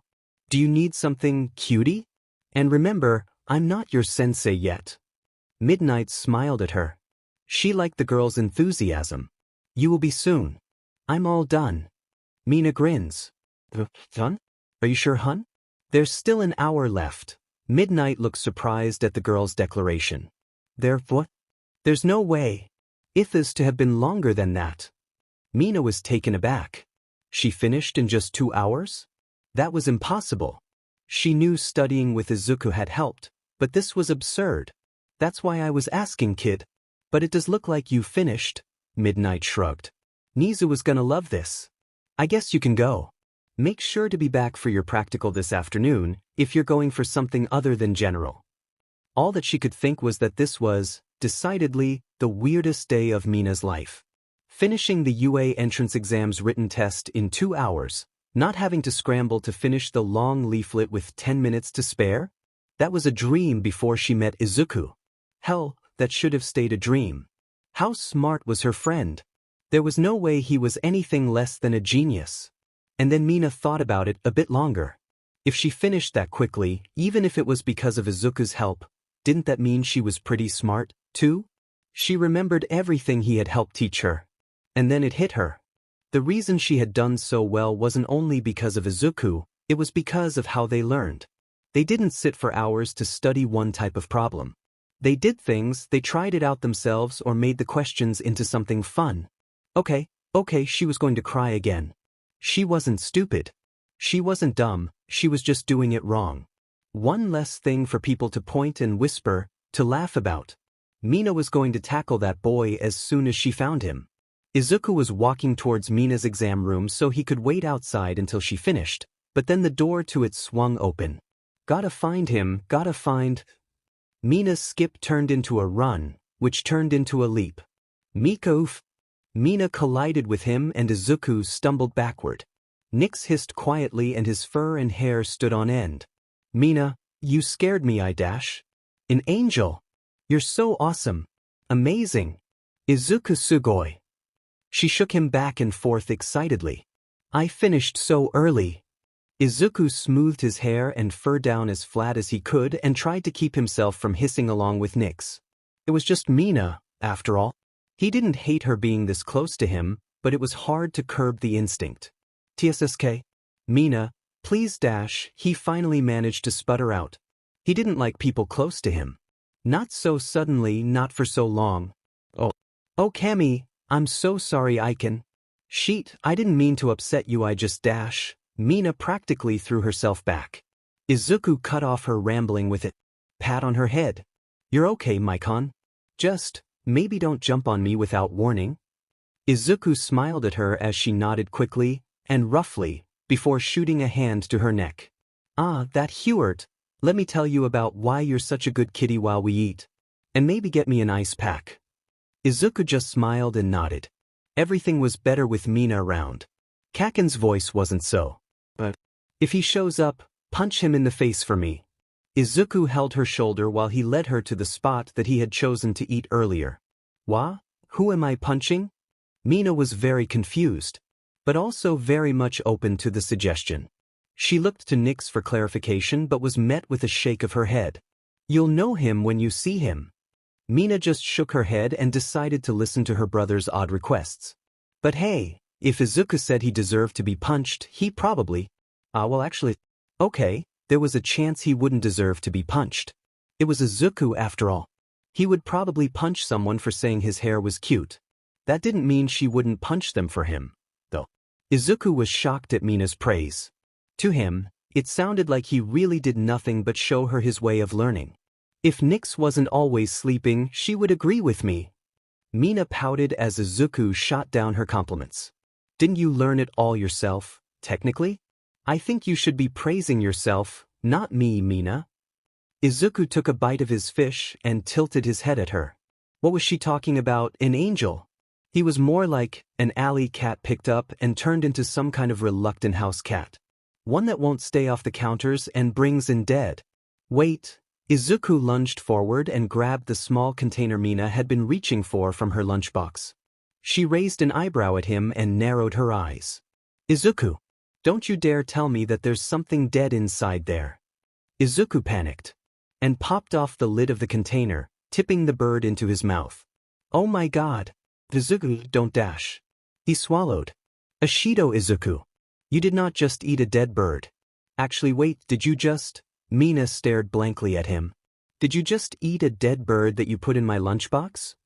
She sighed and put her face in her hands. I feel the fact you just called me Ashido Izuku overshadows my bird-eating tendencies. Izuku had turned bright red as soon as she said it. Ashido Izuku? Does that mean it's not just him? Mina thinks of him like family, just like he thinks of her? She raised her head and tilted it to the side. What? Of course I did. I thought that was like, a given? My parents literally told you that you were basically their son? We definitely need to work on our communication, Maikon. And your habit of eating mice and birds. Communication. Mina groaned. She didn't think Izuku would stop anytime soon. But hey, if I'm basically an Ishido already, do you think I could? Izuku's tail swished back and forth. She had said it was a given, so change my name? Or maybe talk to your parents about adoption? Izuku had enjoyed being on his own. Really, he loved the freedom he had, legally, but he missed being a part of a family. He missed having that connection to a surname, one that made him feel proud. Mina made him feel proud. And he would love to be closer to her. Mina's grin seemed to stretch wider than he had ever seen it. Yes. Yes. I'll text them or something. You won't have to hear your last name from our sensei. Mina was doing that thing again. Izuku noticed it a while ago. When Mina gets excited, happy, or impressed, she just bounces. Izuku was almost so distracted he forgot to say anything. Mina, maybe we wait until after we finish one of the most important days of our lives? Izuku reached over and ruffled her hair. Yeah, that probably makes more sense. Mina pushed away his arm and returned to her lunch. Hey, Izuku, I just realized this the other day, Buit. Oh no. His secrets. She's figured them out. You can't cook anything at all, can you? Izuku laughed nervously. What? Pivnu, of course I can cook.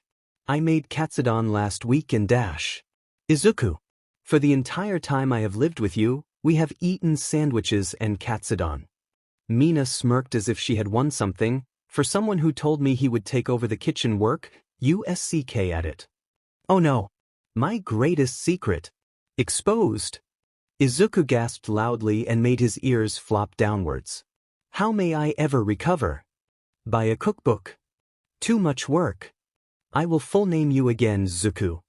Jokes on you that would make me incredibly happy. Mina began to say, Ishido Izu is a bad cook. Louder and louder, avoiding the now awake and very annoyed Nyx swiping at her ankles. The rest of their lunch break was spent with Mina chasing Izuku around, shouting, Ishido Izuku, and poking at him teasingly while Nyx jumped behind reluctantly.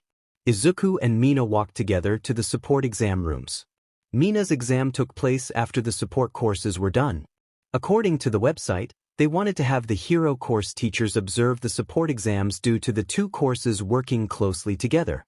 Izuku himself thought it was because the support course at UA actually had a good track record for pumping out support-based heroes itself, because the people in it had a really easy time acquiring licenses without the help of a hero course. They almost never broke into high rankings, but they were respectable nonetheless. Maikon, you can't come in, really I'm fine dash, Izuku whined as Mina pulled him behind her. Now, I just need to make sure they call you by the right name. Can't have my baby brother uncomfortable. Mina grinned. Izuku scoffed in return. Me, I am older than you. Mina just stuck out her tongue. Hello, examiners. Mina smiled at the teachers in the room, who looked rightfully so very confused. I'll leave in just a sec, once you promise me something. Izuku gaped at her, looking between Mina and the principal of UA. Well, do continue, Miss Ishido. Izuku felt like he was going to faint. The principal of UA, just listening to Mina's exams. Quite happily to. Perfect. So, my genius little brother here dash. Older brother. My little brother here has the wrong name written on his forms. Not legally wrong, but it will be soon. So if you would be so kind as to refer to him as Ishido-kun, instead of whatever his surname is written as, it would be highly appreciated. Mina said in what Izuku believed to be her attempt at a professional tone. You really don't need to dash, Nizu quickly cut him off. Quite a reasonable request. Izuku felt his fur stand on end. The principal was like an idol of his. Someone who wasn't human, and didn't look human, so highly revered and respected, but, God, he looked like something Izuku would hunt on the street. Well, Ishido-san, I do have to ask you to leave so we can continue with your brother's examination. Mina just bowed low and scurried out, not saying another word.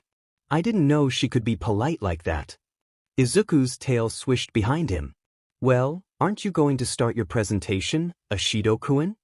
A woman he quickly identified as Midnight asked him. He narrowed his eyes at her. He didn't trust her, not at all. How could he? Her calling him Ashido didn't help it. He still felt uncomfortable talking to people who looked normal. Eraserhead was his only exception, and that was because he was sure to have faced some awful Quirk discrimination himself. Izuku just knew it. Izuku looked around at the three in his room. Power Loader and Midnight. I guess. Izuku drew out. Mina was gone. He had no need to be polite. These braces on my joints and around my middle were made specifically for me. He made sure to twist around and stretch out his arms to demonstrate. The braces are meant to help absorb shock for people whose bodies are already partially made too.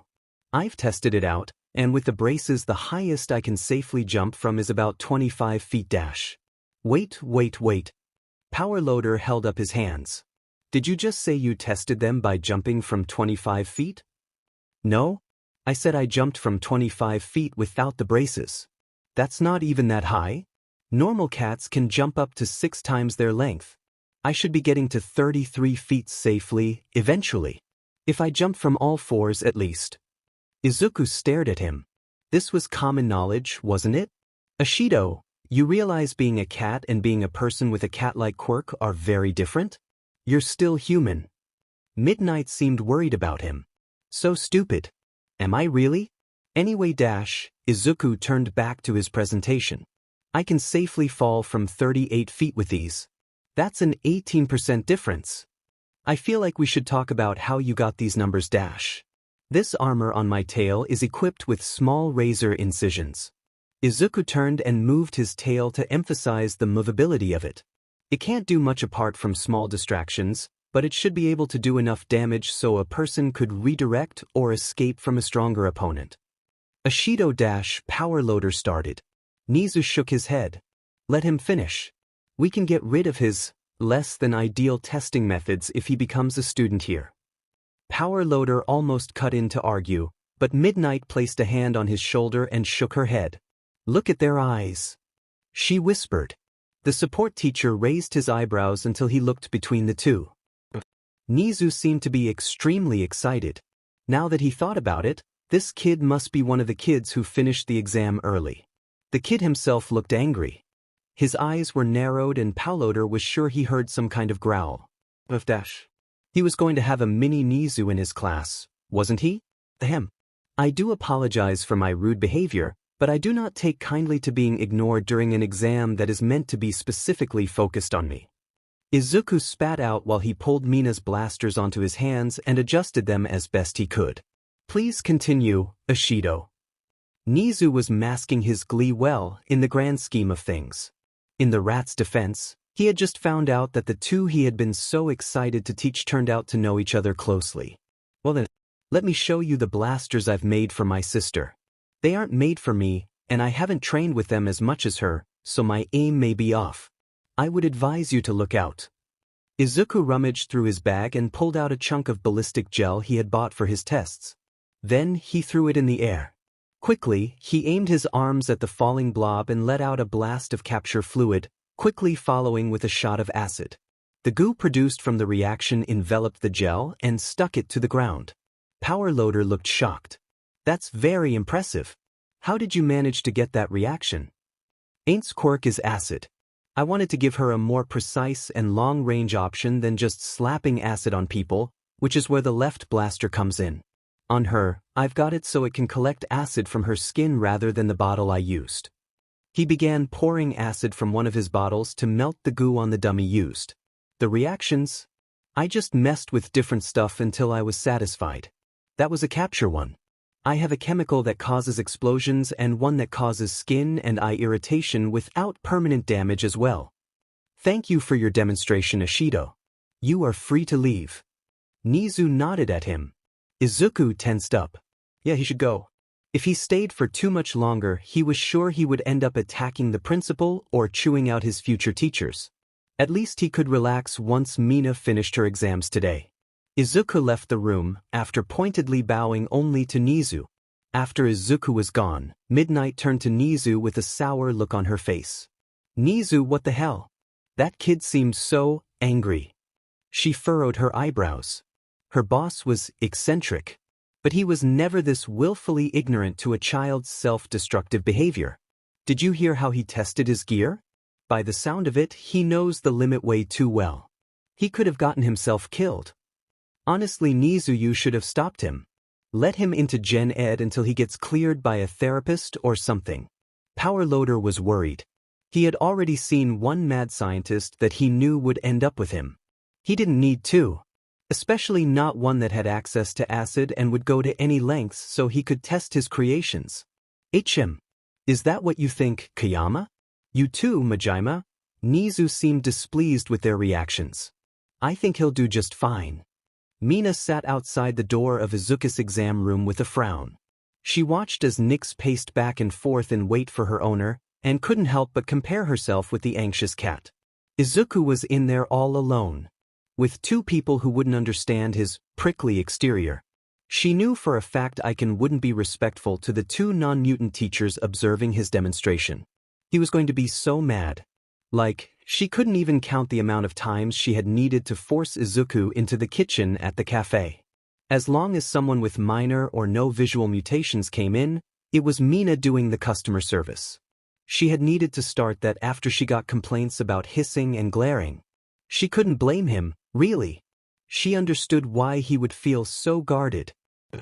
To her, it just felt like he was angry.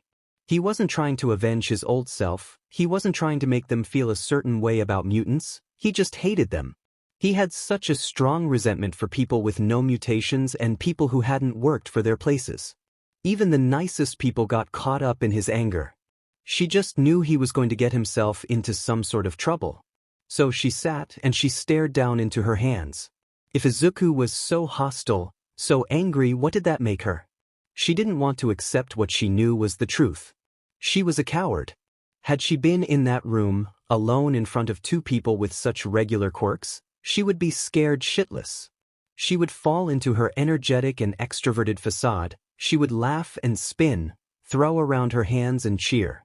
And it would be so hard not to fall down crying. She wished she were like him. Maybe if she had that anger in her, she wouldn't need to hide every feeling she felt. She could have an outlet. She wouldn't be so stressed. She wouldn't still be so scared of them. Just as Mina began to tear up, Izuku threw open the door. Nyx mewed with delight and jumped up onto his shoulder, purring and rubbing her head against his cheek. She seemed unbothered by the whole "if someone even looks at me wrong I'll kill them" look that he was wearing. Mina, come on. We're going to your exam. Mina furrowed her eyebrows. She was right. She hated that she was right. She didn't bother to ask how his practical had gone. He didn't seem like he was in the mood for a conversation. She decided to ask him later, after she had finished her own exam. She tread closely behind him, actually grateful for his angry stance in the moment.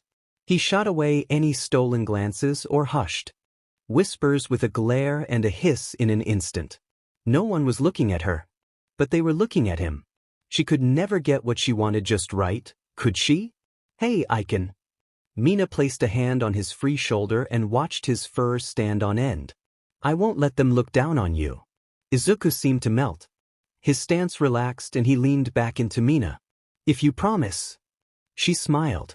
I'll kick their butts, Aiken. She grinned and flexed an arm when he turned to her. Dash, he pushed her hand off his shoulder with a laugh. Well, better pass your exam first, Ain. You called me Ain. You admit it, I am your big sister. Izuku paled and he waved his hand in denial. Wait.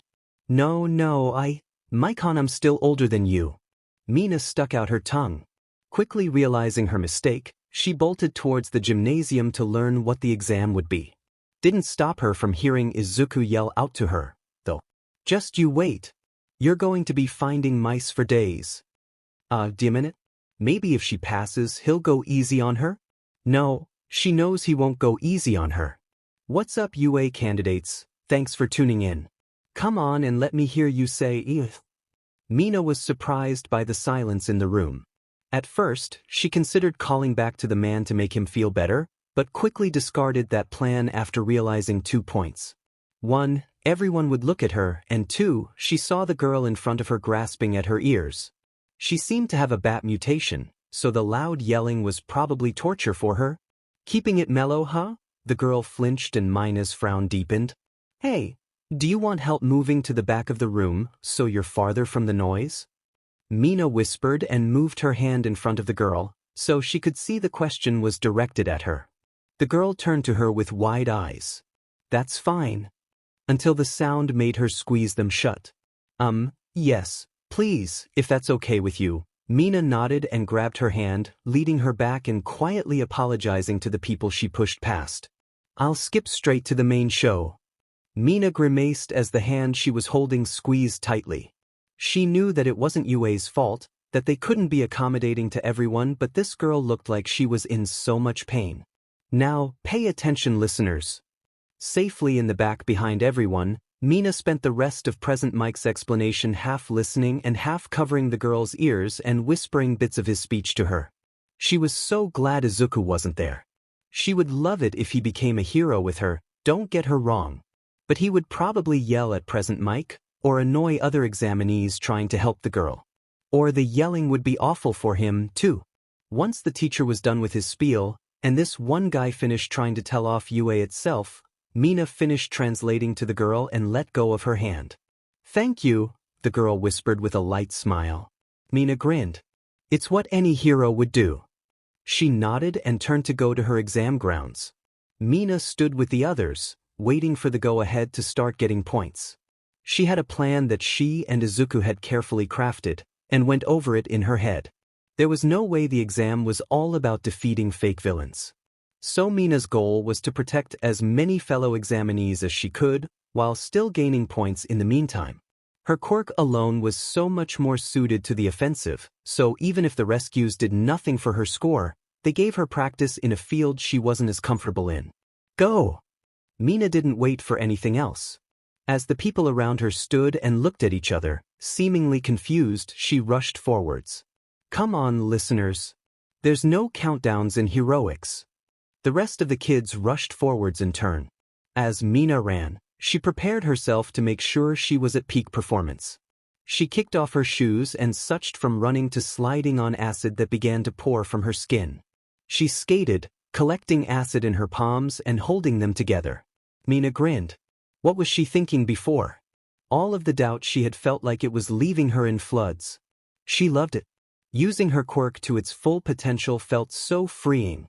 She slid up behind a two-pointer that was cornering a boy. She threw apart her hands with a laugh before leaping forwards and pushing them against the back of the robot. She tightly shut her eyes when the bot began to turn, but pushed more acid through anyway. The robot sputtered and fell to the floor. She opened up an eye and saw the hole that was growing on the robot. Watch your back. Sorry for the steal, but try not to get cornered again, Kay. Mina didn't even see if the boy was like her or Izuku. For once, she didn't care. It wasn't so scary when she was fighting. She spun on her acid and laughed. This was so fun. The more bots she took down, the more she found herself falling into a routine. She would sneak up behind a villain, open up her hands, and place them on the bot's neck or back in an attempt to find their control panels or wiring. Then, she would finish off what the acid that had been collecting between villains started by pushing through some extra acid. As she skated around, she found people who were cornered or injured and took out the villains targeting them. After a while, she lost track of her points and she frowned. Shit. How many points is a lot? How many do I even have? Mina shook her head. She had been having too much fun. Well, what time is it, Dash? 10 minutes left, listeners. Mina blinked. That was convenient, but also worrying. Mina heard the zero-pointer take its first step. She had to spin on one foot to turn fast enough, and she watched as it rose. Holy shit! She heard a girl behind her take a step back, and suddenly she felt it again. She had to move. If she wasn't moving, wasn't fighting and getting points, she was just some freaky-looking alien with a villainous quirk, wasn't she? Mina decided right then and there what she was going to do. She already had at least 30 points, and from what she saw she was so sure that was enough, so there wasn't much risk, right? Mina skated at full speed towards the zero-pointer. There was sure to be examinees stuck in its path, or trapped in the debris it left behind. She could help them.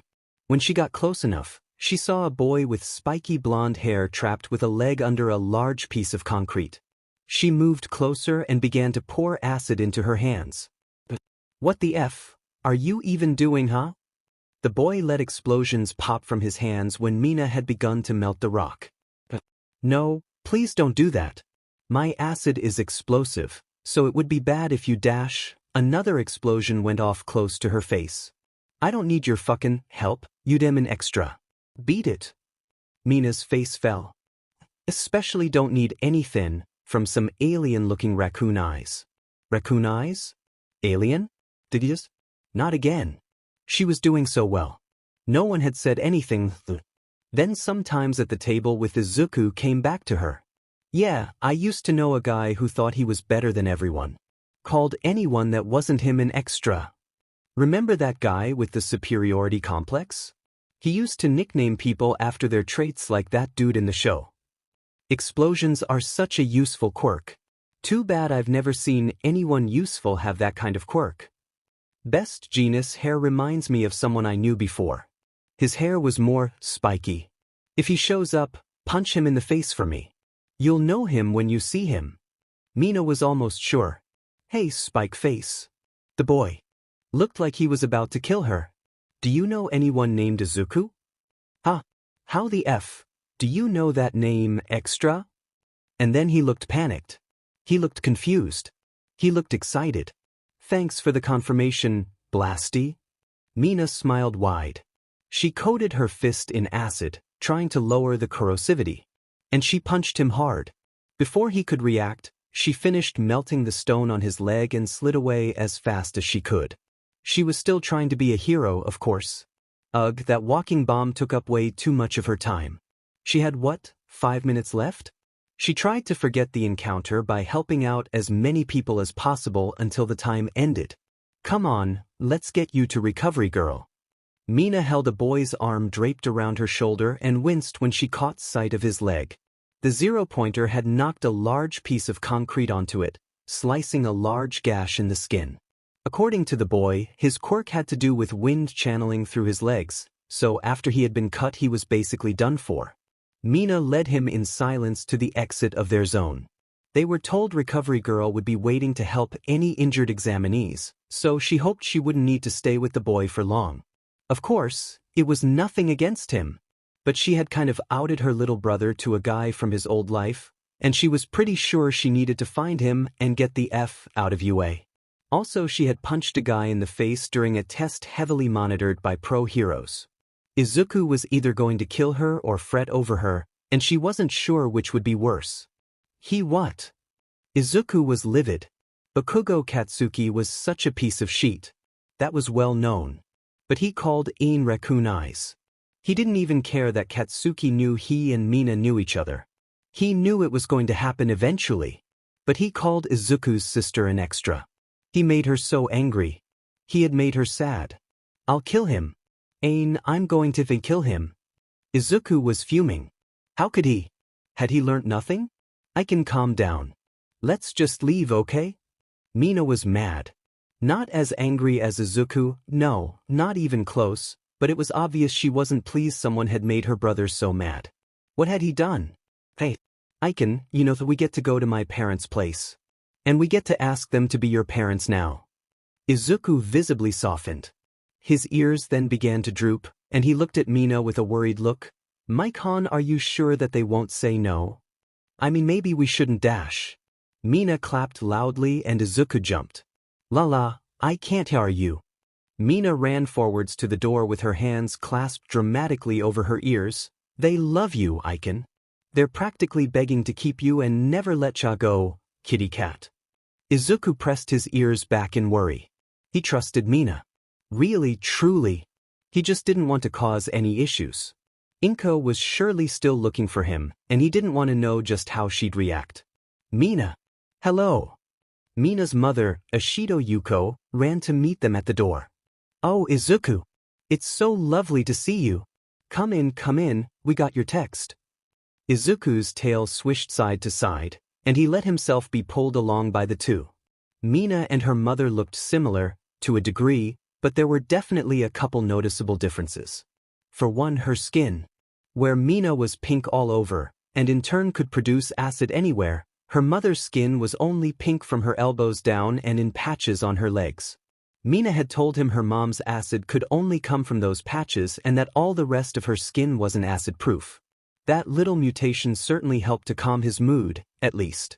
Mina's father, Ashido Hiroshi, was placing food on the table while the two girls talked away. Mina excitedly recounted her time in the exam. Izuku, however, was focused on her dad. He had met Mina's father before, when she was moving into the house. He had the same eyes as his daughter, with the horns on his head to match. He had explained to Izuku that his quirk itself was just plain night vision, and the mutations had come from his parents. Izuku also knew that Mina's eyes were a big source of insults and discrimination. He wondered if it was the same for him, to an extent. So, Izuku, Mina said that you two wanted to ask us something? Mina's father finally sat down at the table and smiled at Izuku. Izuku felt rude, but he kept his eyes fixed on his bowl of katsudon. Dement, Maikon, telling them his favorite food. Aiken? Mina frowned at him. You're going to make me ask for you, aren't you? Izuku hit her leg with his tail.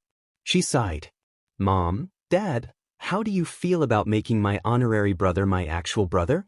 Mina's father basically threw himself upwards and ran to a room off into the hallway. Izuku paled and almost began a string of apologies, but, Hun, do you think we could fit my desk in our room? The guest bedroom gets used pretty often, but my office doesn't need so much room. Mina's mother was beaming, mumbling under her breath, Oh, a son. I've always wanted a son. I wonder, maybe a loft bed, cats like high places, right? Oh, but I don't want to assume he would just because of his quirk. And that finished him. Izuku started bawling. Mina laughed and pulled him into a hug, as Izuku's ears pushed down on his head. Oh, Hun, come in here. Yuko called to her husband frantically. Oh. Once again the whole family was at the table, staring at Izuku. Izuku, Hiroshi set a hand on Izuku's shoulder. You were scared, weren't you? Izuku nodded. Yuko smiled at him with a sad look in her eyes. You know, we would have said yes no matter what. Mina's told us so much about you, and has already accepted you as family. Of course we'll do the same. Izuku tried. He really did. He wiped his tears, he shook his head and lifted his ears, but as soon as he looked up, he was met with the most loving looks from his new family and the tears just kept coming. About 3 weeks later, Naomasa was having a shitty day. It got worse when the woman who had been pestering him for the last couple of months. It was always the same with her. Miss, I get it, but once again he's legally independent. Naomasa was sifting through his file for the boy for what had to have been the 100th time, and stared at the new addition. He remembered someone saying that they had added something. He also remembered that they had tried to tell him what those new additions were. He had blown them off, too busy to deal with it. But he sure as hell hadn't expected those to be adoption and name change papers. Well, it meant one thing. This lady definitely had no rights over this kid anymore. Finally. Well, miss, I'll have to ask you to leave. He straightened his papers and looked the seething woman in the eyes. Excuse me? You've done nothing. Nothing. Why won't you just help me find my son? He felt bad for the kid. Like really bad. But this woman was getting in the way of him solving actual cases. I'm sorry, but Midoriya Izuku no longer exists. Now, get out of here, and please don't come back without an actual emergency. Well, maybe she'd leave him alone. He held out hope for the kid and his family once she found her way to them. Inko had been so worried. For months, she had been so upset. She searched and searched, had so many people helping her, scoured her son's room for clues. The note he left just couldn't be real. He was hers. Someone had to have made him write it. It wasn't real. The police were useless. They didn't help her at all, said her baby wasn't hers, that she had no right, and look. Where that got him. Gone. Her poor baby, her only son gone. And so she cried and cried. She went to Mitsuki in her tears and sobbed. She didn't even realize Katsuki was standing in the hallway, listening to her woes with wide eyes. She did, however, hear his door slam shut and the explosions that followed. Katsuki felt like he was going to scream. His pillows suffered, scorch marks and sizzling embers being doused with water soon after they appeared. He knew he was being loud. He knew he wasn't meant to hear that. But none of it mattered anymore. Izuku was dead. He never got to see Izuku realize his mistakes. The last memory of his Izuku was what? A stupid pen and a sneer? Katsuki hated it. Izuku was supposed to figure out why he was wrong. He was supposed to come back to Katsuki, groveling and praising him like when they were little. He was supposed to be Katsuki's biggest fan. But how the F could he do that if he was already dead? Katsuki could still remember all the times they would sit and play heroes. Is that what this was all about? Izuku had left, to play hero all on his own, and wound up dead. Just like Katsuki had known would happen. Katsuki? Masaru knocked on his door. How was he supposed to be set off when his dad was there? Katsuki, I know you're upset. Listen, if you need some time alone that's okay. But if you want, I'll get you some sessions scheduled with a therapist to talk about him. Come see me when you're ready. Katsuki frowned deeper than he already was. This was not a good day. Izuku tugged on his mask. It clung tight to his face, helping to keep his features hidden, but was it uncomfortable? His ears twitched in annoyance at the feeling, and decided he'd need to make something better later. For now, he had a mission. What kind of? Mina was talking to her. She was talking to their mom about taking over the cafe. Apparently she had been a housewife her whole life, and now that Mina was out of the house, taking care of the cafe would be just a lovely pastime. Izuku needed some kind of distraction from thinking about his UA results. Nix wasn't helping much when he was at home, just meowing and begging for treats and food after sleeping through the most nerve-wracking conversation of his life, and he wasn't exactly the best person to have around customers at the cafe. He was getting worse at his act, the less he had to put it on, so interacting with emitter types was a struggle. What better distraction than finally taking up vigilantism, just like he'd said. He had taken precautions to hide his identity, while still showing off his quirk. The mask was paired with yellow contacts, and a large cloak covered him completely. Holes for his ears had been cut to let him hear better, and the inside was full of pockets and slots for small weapons and projectiles. For this trip, he had stocked up on bottles of Mina's acid. Not any of the chemicals, of course. He didn't want to connect himself to Mina, and not in throwable bottles, but they would be helpful to melt himself out of a pinch nonetheless. Other than those and a few rolls of bandages, Izuku's pockets were empty. Izuku crouched down low on the edge of the roof, before jumping forwards onto the next. He had decided that he might as well use this time to help train his quirk up. Izuku hopped from building to building, increasing how far he jumped each time, until he saw something happening below. A girl was staggering through the alley, clearly out of it. Izuku normally would have left it, but when he looked a bit more, he could make out a man lurking in the shadows, following the woman around. Izuku almost scowled at the thought of speaking to her. No visible mutations, a schoolgirl outfit, probably an emitter. He shook his head and tried to get rid of his bias. If he saved people just based on how they looked, he would be just as bad as everyone else. With a sigh, Izuku stood and jumped from the roof. He landed in a crouch once more, noting the slight sting. Might have been a bit far, gotta practice that. Cats were stealthy hunters. Izuku would like to think he reflected that. He stalked behind the man, watching and waiting. There was a chance nothing would go wrong, and he could walk away from this without speaking to either party. And then the man lunged for the girl. Izuku acted fast, flexing his hands and praying his quirk would help him out with this. His nails were naturally sharper and stronger than most people's, so Izuku swiped at the man's neck. Instinctively, the man reached up to grab at the wound. Before he could fully react, however, his legs were swept out by a kick. What the F dash? The girl turned around when he yelled out, and Izuku was surprised. Her expression was deadly. Her eyes were wide, bright yellow and seemed to glow. Somehow, this made Izuku feel more at ease. Quickly, he pulled out one of the bandage rolls he stashed in his cloak and tied the man's arms, as well as wrapping some around his mouth. Of course, he struggled, and Izuku made a split-second decision. What? Cat got your tongue, mister? A new persona? Something to let him forget about who he was, for a bit. It would help separate Izuku from whoever he was as a vigilante. The girl staggered towards Izuku, and he stared at her in return. Hopefully his years of analysis could help him.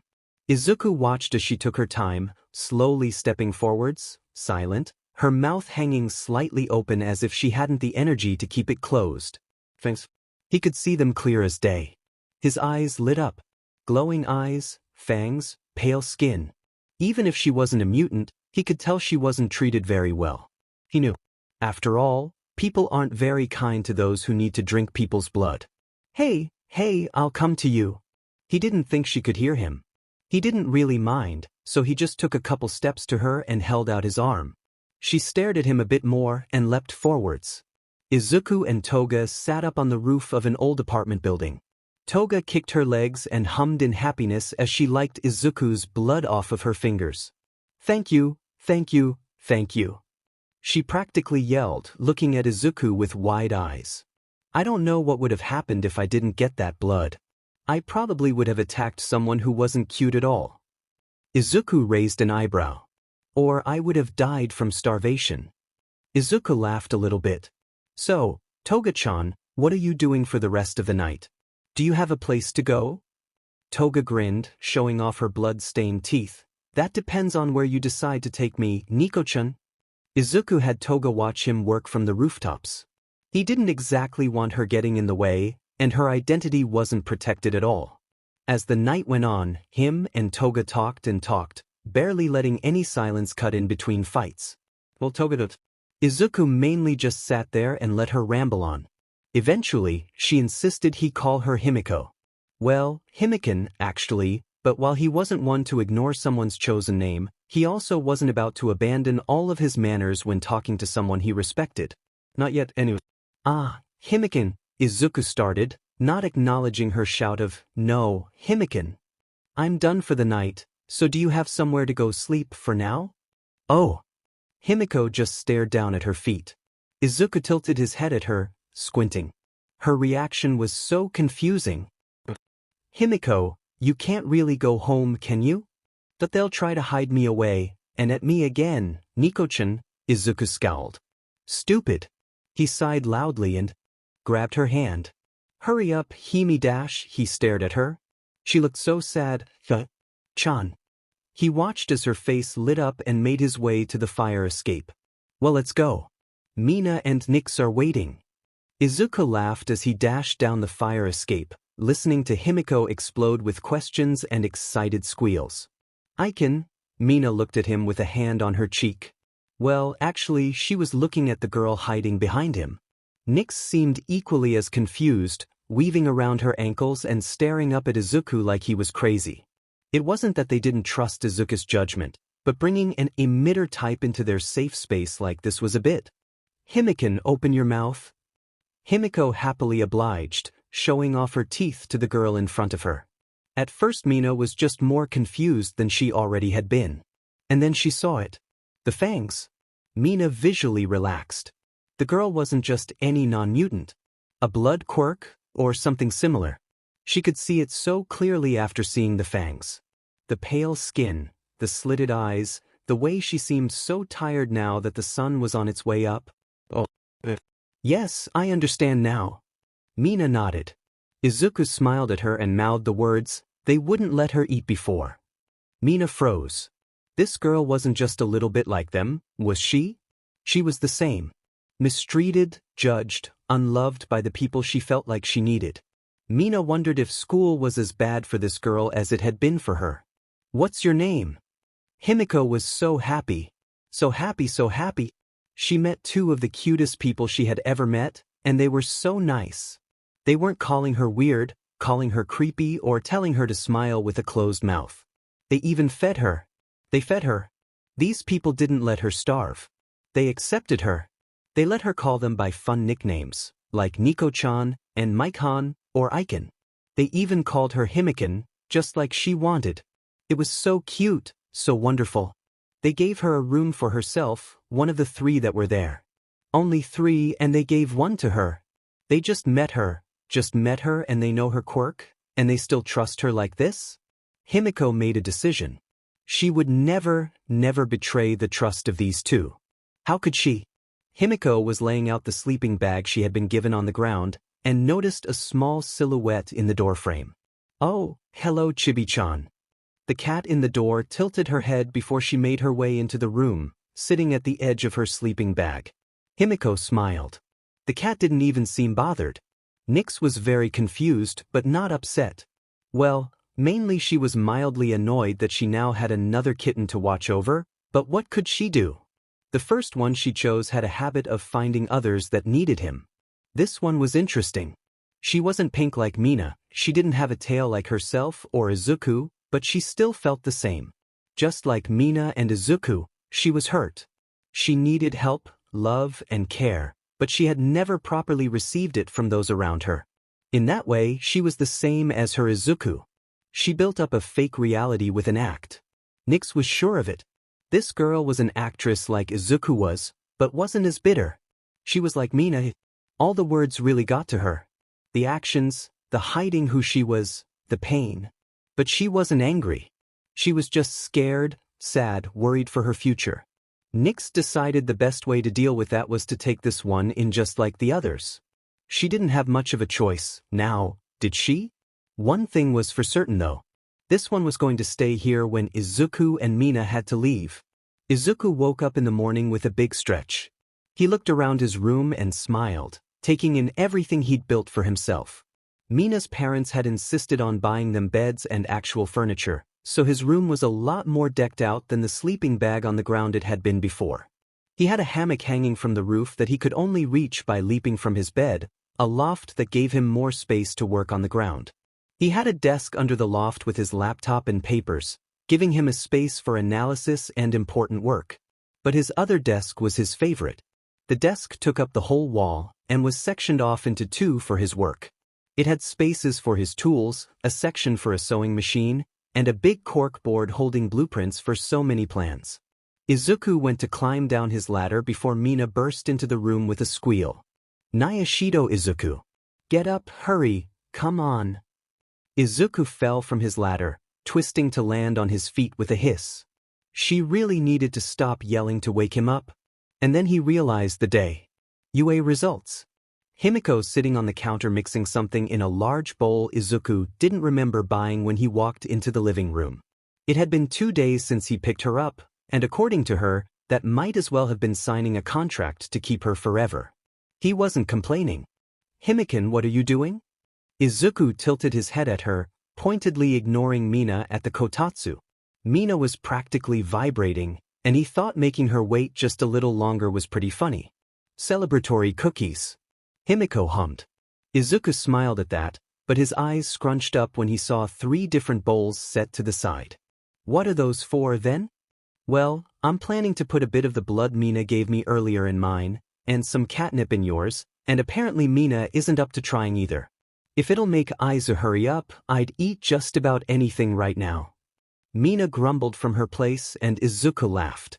Yeah, I'm coming, my con. Izuku sat beside her and she shoved a letter into his hands. Nyx meowed at him, scratching at the letter in encouragement. Both of you are impatient as sheet. Mine's heavy. What the hell is in here? Mina handed him her own letter to show him what she meant. There was a circular piece in her letter, and Izuku narrowed his eyes at it. He checked the letter over 4 times before handing it back. It was definitely an official letter from UA, as everything from the seal to the address to the type of envelope matched what he knew about UA's practices, but really, did it need to be so suspicious? Okay, are you ready? Himiko leapt over the back of the couch at Mina's words.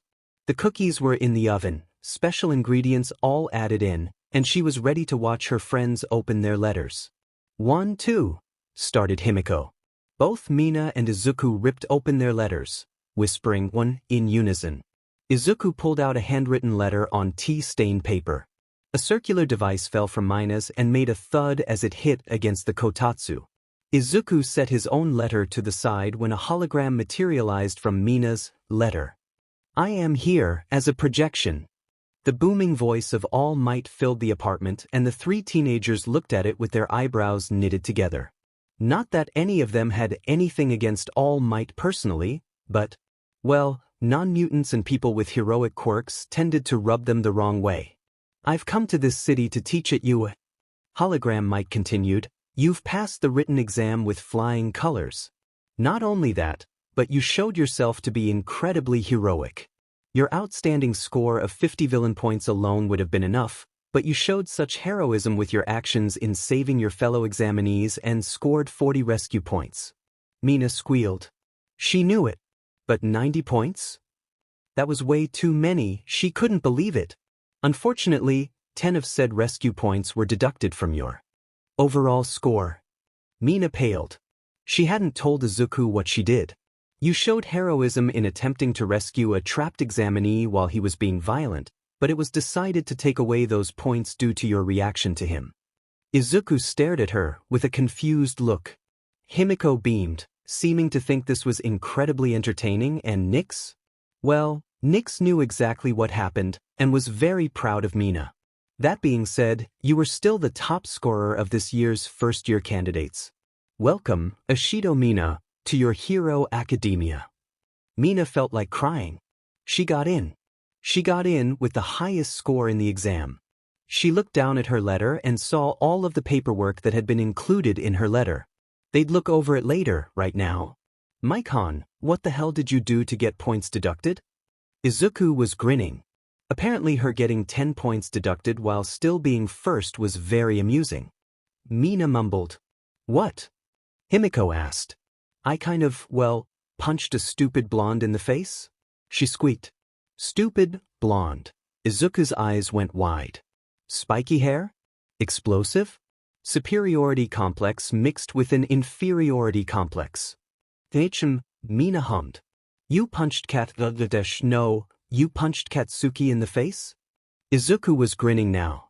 Mina sighed deeply in relief. Oh thank F-, I was worried I had the wrong blonde. Izuku laughed, and Himiko clapped her hands.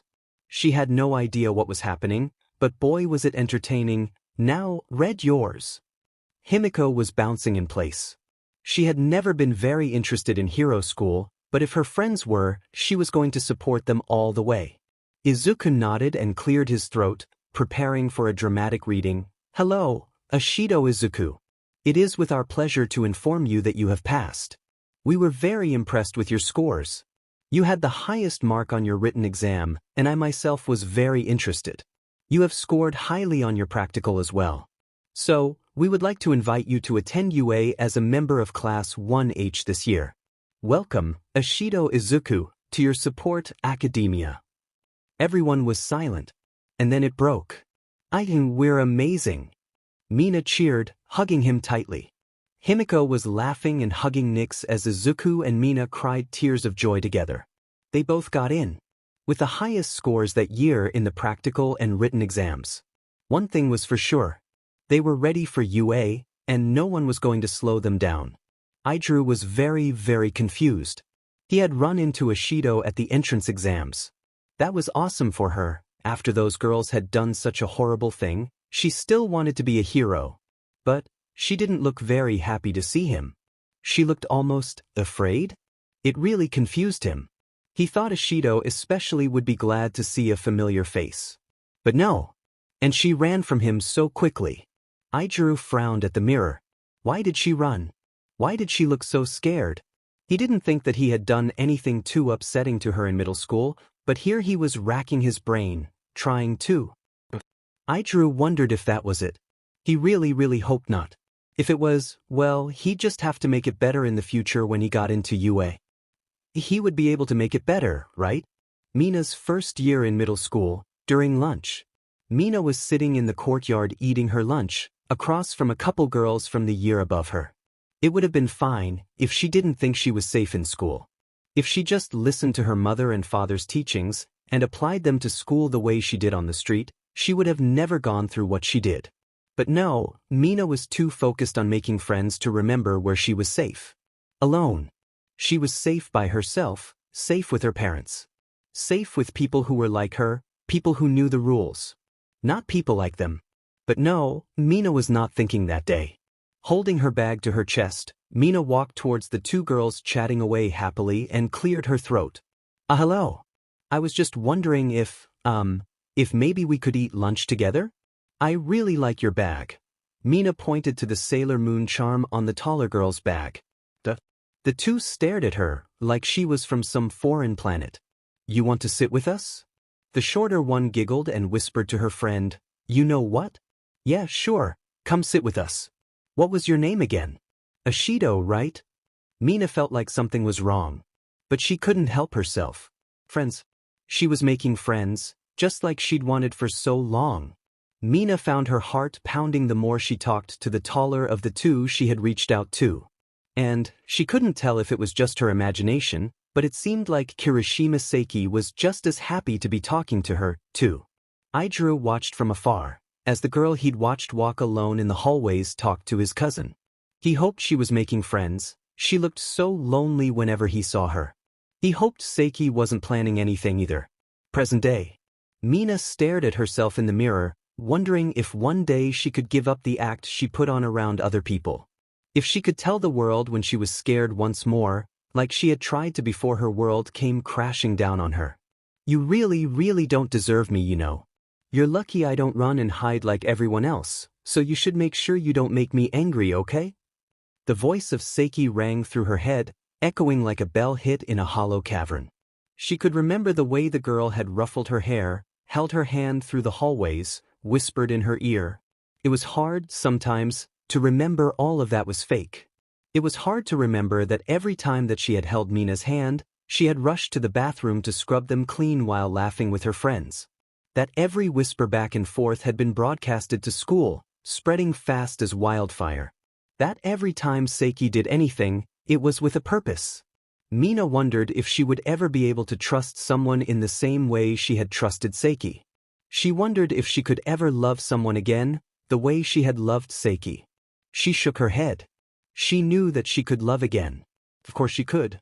She hadn't thought that she could love anybody the way she loved Izuku again either. She hadn't believed she could go outside without keeping her guard up at all times again. Nothing anyone said would have changed her mind. But now look at her. She could go outside without wondering who would be the next to sneer at her, to whisper, to scream, to run, anything. No, that wasn't what she thought about anymore. Now she wondered if any of the people she saw would be the next one Izuku pulled into her little family. If that girl with the giant smile would get along with Himiko, if that boy staring at a dress in a store's window wanted someone to talk to. She was happy. The only issue is those thoughts really only applied to people like her, Izuku, and Himiko. Outcasts, people that look different, people who feel wrong in their places. She left the bathroom and got back to what she had been working on. A mask and cloak. The cloak was meant to be built around a mask that was built into the rest of the cape. She wanted to give it a floaty, almost ghostly look, so Izuku could use the way it moved as something to incorporate into a new quirk of its own for the Vigilante of himself. She didn't really know much about sewing, but when she had asked Himiko if she could get some help, the blonde had taken to the craft like a fish to water. She was amazing at it too. So quickly Mina's attempts to build Izuku a better mask became a joint effort, with Mina trying out shapes and sizing with cardboard models and making designs for Himiko to start building. She had one more design she wanted to try and build with cardboard and wire before Himiko began to put it together. It was deliberately cutesy. Izuku had told her about the whole persona he was building as a vigilante, how he wanted to make himself seem outgoing, quippy, and relatable. According to him, it was the easiest way to separate that part of his life from his main identity. Mina thought it would be a good break from being a broody a-hole in public too. Izuku sat in front of Yue's gates. Just sitting, criss-crossed on the ground. Mina was propped up against his shoulder, headphones in and fully engrossed in the game she had brought along with her. Himiko laid on the ground with her head sat in Mina's lap, dead to the world. Izuku had kept her up on the rooftops with him all night and she wasn't exactly a morning person anyway. Nyx seemed happy at least, sitting content on Izuku's shoulder, liking at his ears in an attempt to clean him before the big day. Hey, Aiken, you know we didn't need to be here this early, right? Mina tilted her head up to meet his eyes. I wanted to be here earlier than Katsuki. He won't be late, but the site said UA will be open early for the orientation, and he definitely won't be this early. Izuku sighed. He hated letting Katsuki run his life like that. It felt demeaning, like he had done nothing in the months he had been away. Nyx swatted at his cheek. She could tell he was thinking something that she wouldn't approve of. He hissed lightly. They swatted at each other until they were interrupted by a beep from the school gates. Izuku nudged Mina and nodded. He thought they could probably get inside now that the gates had made a noise. Mina shook Himiko awake and whispered to her. Izuku didn't think he would have heard if it wasn't for his quirk. Himiko, wake up. Can you get home all right? Or do you want us to call our mom to give you a ride? Himiko shook her head. I can get home all right, Mina. Don't call Yuko-san so early in the morning. The blonde grinned and elbowed Izuku as she sat up. I'll use the rooftop path our stray here showed me. I'll be safe. Izuku hissed, not strongly but definitely out of annoyance, and Himiko giggled. See, Nico-kun. Maikon, bye-bye.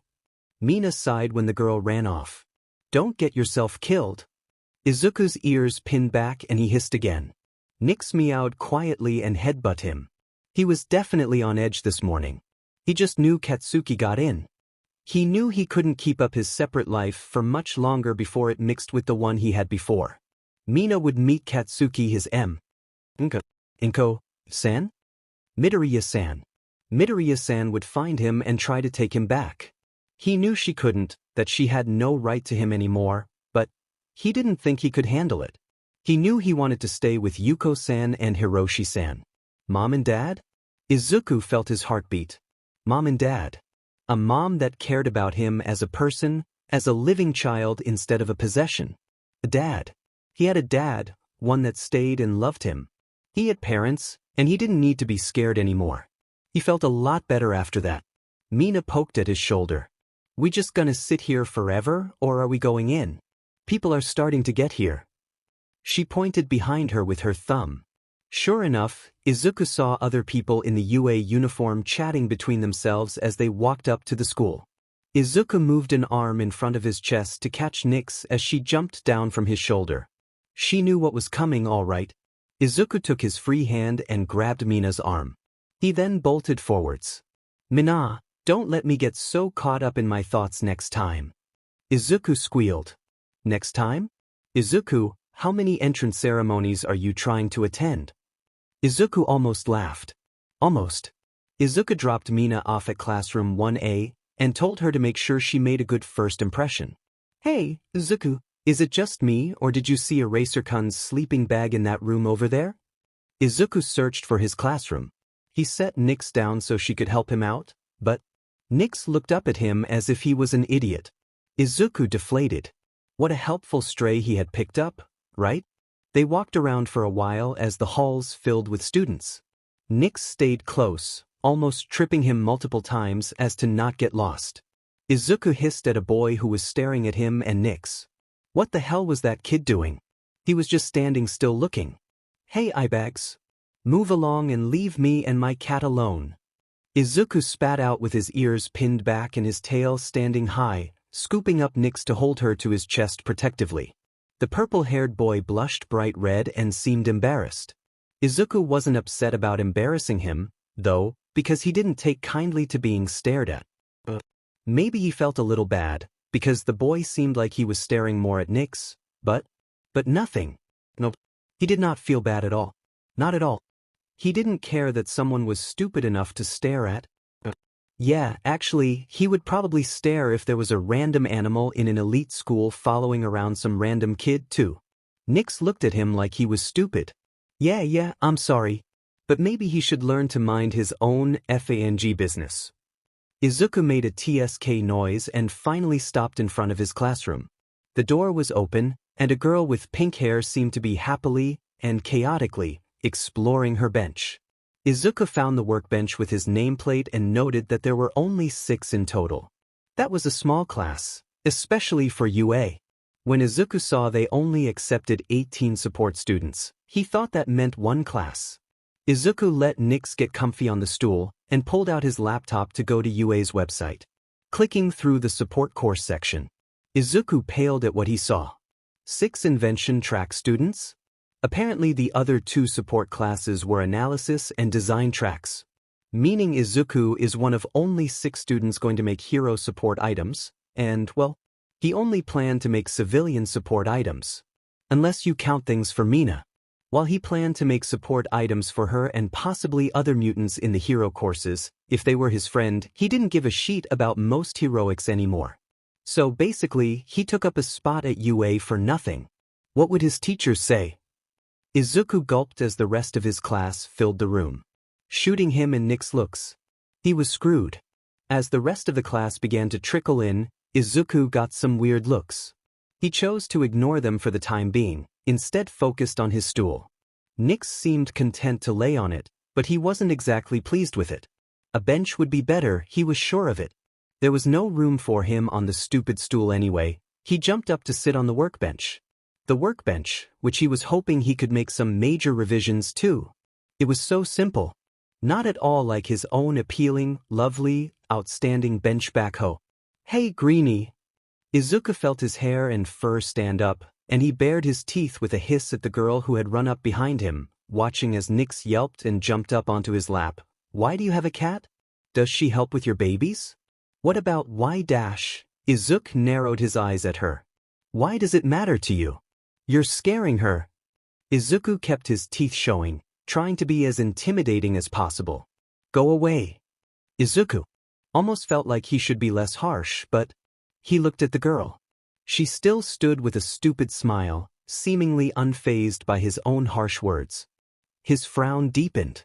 No physical mutations, apart from her pupils looking like crosshairs and pink hair. He should find out her quirk soon, at introductions, if they do that at UA in the same way they do at other schools. Izuku hissed at the girl again, and she just grinned wider. Go away. Izuku turned his head and looked back towards the front of the room, hoping that would make her leave. It didn't. Until Power Loader finally came into the room, the pink-haired girl spent her time flitting between him and the other 4 students. She was dead set interrogating them about their babies and their methods, about their motives, and about what they wanted to do with their inventions in the future. When she was asked her name by a dark-haired girl who she had been bothering, the girl announced something about Hatsum Industries and continued her loud ranting. Well, she didn't really stop when their teacher arrived. Power Loader had to basically yell over her to get her to stop bouncing around and sit down. After that, he cleared his throat and kept a keen eye on her. Izuku noted with much displeasure that the only time the teacher's eyes left her, they focused on him. Just lovely. Well, now that we are all settled, I thought we would start up with some introductions before we head to the orientation assembly. Any volunteers to go Phi Dash? The pink-haired girl once again leapt out of her seat, rushing from her seat behind Izuku and Nix to stand up next to the teacher. Hello. My name is Hatsum Mei, future CEO and founder of Hatsum Industries. I'm sure we'll all get along great. My quirk is called Zoom, and lets me zoom in on things I can see. If I try hard enough, I can see things up to 5 kilometers away. Loud but quick and to the point. Izuku was impressed she hadn't. I'm so excited to be here. I'm going to make so many babies, and you could all be future employees of my industry. Now, Greenie, tell me why you have a dash. Ahem. Power Loader placed a hand on the girl's shoulder and raised an eyebrow at her. Hatsum shot him 2 thumbs up and bounded back to her seat. Izuku couldn't help but wonder if that girl ever just walked, or if she was always bouncing like that in one way or another. Next up was the girl who had originally asked Hatsum her name. Hello everyone. My name is Mina, and my quirk is called quantity control. I can increase or decrease the amount of a fluid or gas, but it uses energy, and if I overuse it I end up in an almost comatose state for up to a week. Power Loader gave the stuttering girl a smile and a nod when she turned her head to him. He mouthed the words, "And your inventions," before continuing his encouraging smile. Yeah, my inventions. I work mainly with things like engines, because I can use my quirk to give myself a basically infinite supply of oil and gas. Before Power Loader could encourage her to continue, she hurried to her seat. Izuku felt bad for her. It seemed like she was really shy, and even Izuku could acknowledge that what she did there was brave. Izuku paused. There were eyes on him all around the room, and he realized what had just happened. The two people behind him in his row had already gone, so Izuku gave a heavy sigh and allowed Nyx to hop up onto his shoulder as he stood. Izuku barely left his workbench, and just made sure he could see everybody pretty clearly. Hi. My name's Ishido Izuku, and my quirk's pretty obvious. If you couldn't tell, I'm a cat. This is Nyx. You can pet her if she lets you, but stay the hell away from me while you do. I plan to make civilian support items. With that simple explanation, he sat back down. What, did anyone really expect more than that? Power Loader seemed to. The man made it, come on, little more, gesture, but Izuku just whipped his head to the side and let his teacher call up the next person with a sigh. Izuku sat through the introductions, amusing himself by thinking about their quirks. A girl with a mist manipulation quirk, with hair like the sky, a boy who could bend metal at will, another who could see in the dark and underwater with ease, and one more who could apparently teleport, but only if no one was looking. Izuku thought that last one was a weird concept, and at first the class didn't seem to believe him, but the boy proved it to them by having everyone close their eyes. Then he told Power Loader to stand in front of the door. The class accepted the truth when merely a second later, he knocked on the door without ever leaving through the door. Izuku also thought it was interesting that the class was more or less balanced. 3 girls, 3 boys. The only issue Izuku had was that he was the only one with a mutation-type quirk. He wished he wasn't so on guard. But when you're in a room full of people who look relatively normal and you look completely different, you end up pretty on edge. The only people he was starting to be okay with were his teacher and the girl whose hair was a bright blue, fading into clouds at the end. A mutation accompanying an emitter quirk. It did annoy Izuku that her hair being a bit different in a way that didn't affect much probably wasn't people's main focus when meeting her. He was jealous. He wished he was the main focus instead of his quirk like her. Izuku shook his head and followed his class out the door as they made their way to the gym for orientation. He wondered how Mina was doing. Mina stared at the door, choosing to wait for their teacher rather than interact with her classmates who began to fill the room shortly after her. Some of the people she saw made her feel like screaming with joy, and she really didn't think she could hold all that in if she tried to speak. A boy with multiple arms, a boy whose head pointed up like a rock, a girl who looked quite like a frog, and another who was quite literally invisible. She wished Izuku could be there to see it. People like them in heroics. The frog girl specifically seemed like she would make Icon happy. The green hair matched well. Oh. Sheet. Nope, no, Mina changed her mind. No, she did not wish Izuku was there, not when the explosive blondie she punched in the face walked in. Also, couldn't he fix his uniform? Was he wearing it like that to be cool or something? Didn't work, in her opinion. Ignoring the affront to UA that was Bakugo's uniform, she jumped up from her seat and ducked behind the tall octopus boy. She really hoped that wasn't a rude thing to say. She would probably ask him later. And looked up at him with a finger to her lips, making a sound as quietly yet frantically as she could. The boy nodded and moved to hide her better. Unfortunately, her success in hiding was short-lived. Which, in hindsight, probably wouldn't have lasted very long anyway. Mina went stiff as a board when Kirishima walked in and spotted her signature pink from behind her lovely cover. Ishido, you got in? That's so cool. Kirishima waved greatly and she cringed. A lovable boy, really, but God was he an idiot. Why are you hiding behind that dude?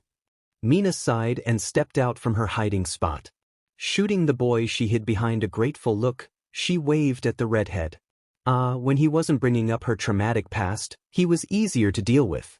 She felt kind of bad for thinking all the stuff she had about him before. Even if he was an idiot. About to get her killed. Bakugo spotted her quickly and narrowed his eyes. You. Mina was a lot less confident than she had been when she punched him back in the entrance exams. How the F, do you know Izuku? Mina blinked. That was what he was asking? No yelling about getting punched, no calling her an extra, just asking about Icon. Well, I'd hope I knew my own brother. Mina gave a lopsided grin. It was funny that he cared so much. He had no right to ask her that, and yet he was so confident. She decided she could mess with him. Your brother? Huh, that fucker didn't have a sister. Try again, raccoon eyes. He sneered and Mina caught explosions popping in his hands. Mina forced her eyes wide and raised her hands. Whoa, really? Oh my god, does that mean I punched the wrong person? I'm so sorry. I can't believe it, that's such a coincidence. Mina pressed her hands to her cheeks and feigned horror. My brother's name is Izuku, and when you knew it combined with your quirk, I was so sure you were this dude who was picking on him at our cafe. Bakugo's eyebrows are knitted together. What the F, are you dash? Mina heard something at the door and rushed to her seat, throwing Octoboy another shushing motion, giving him a thumbs up when he nodded and sat down in his seat.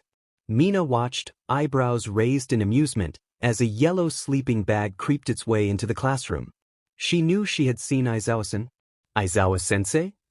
Anyway, she knew she had seen him the day of the entrance exams. Wait, Aizawa. Eraserhead. No. As her teacher. Mina paled. This school year was going to be even harder than she thought it would be, wouldn't it? Go somewhere else if you want to play at being friends.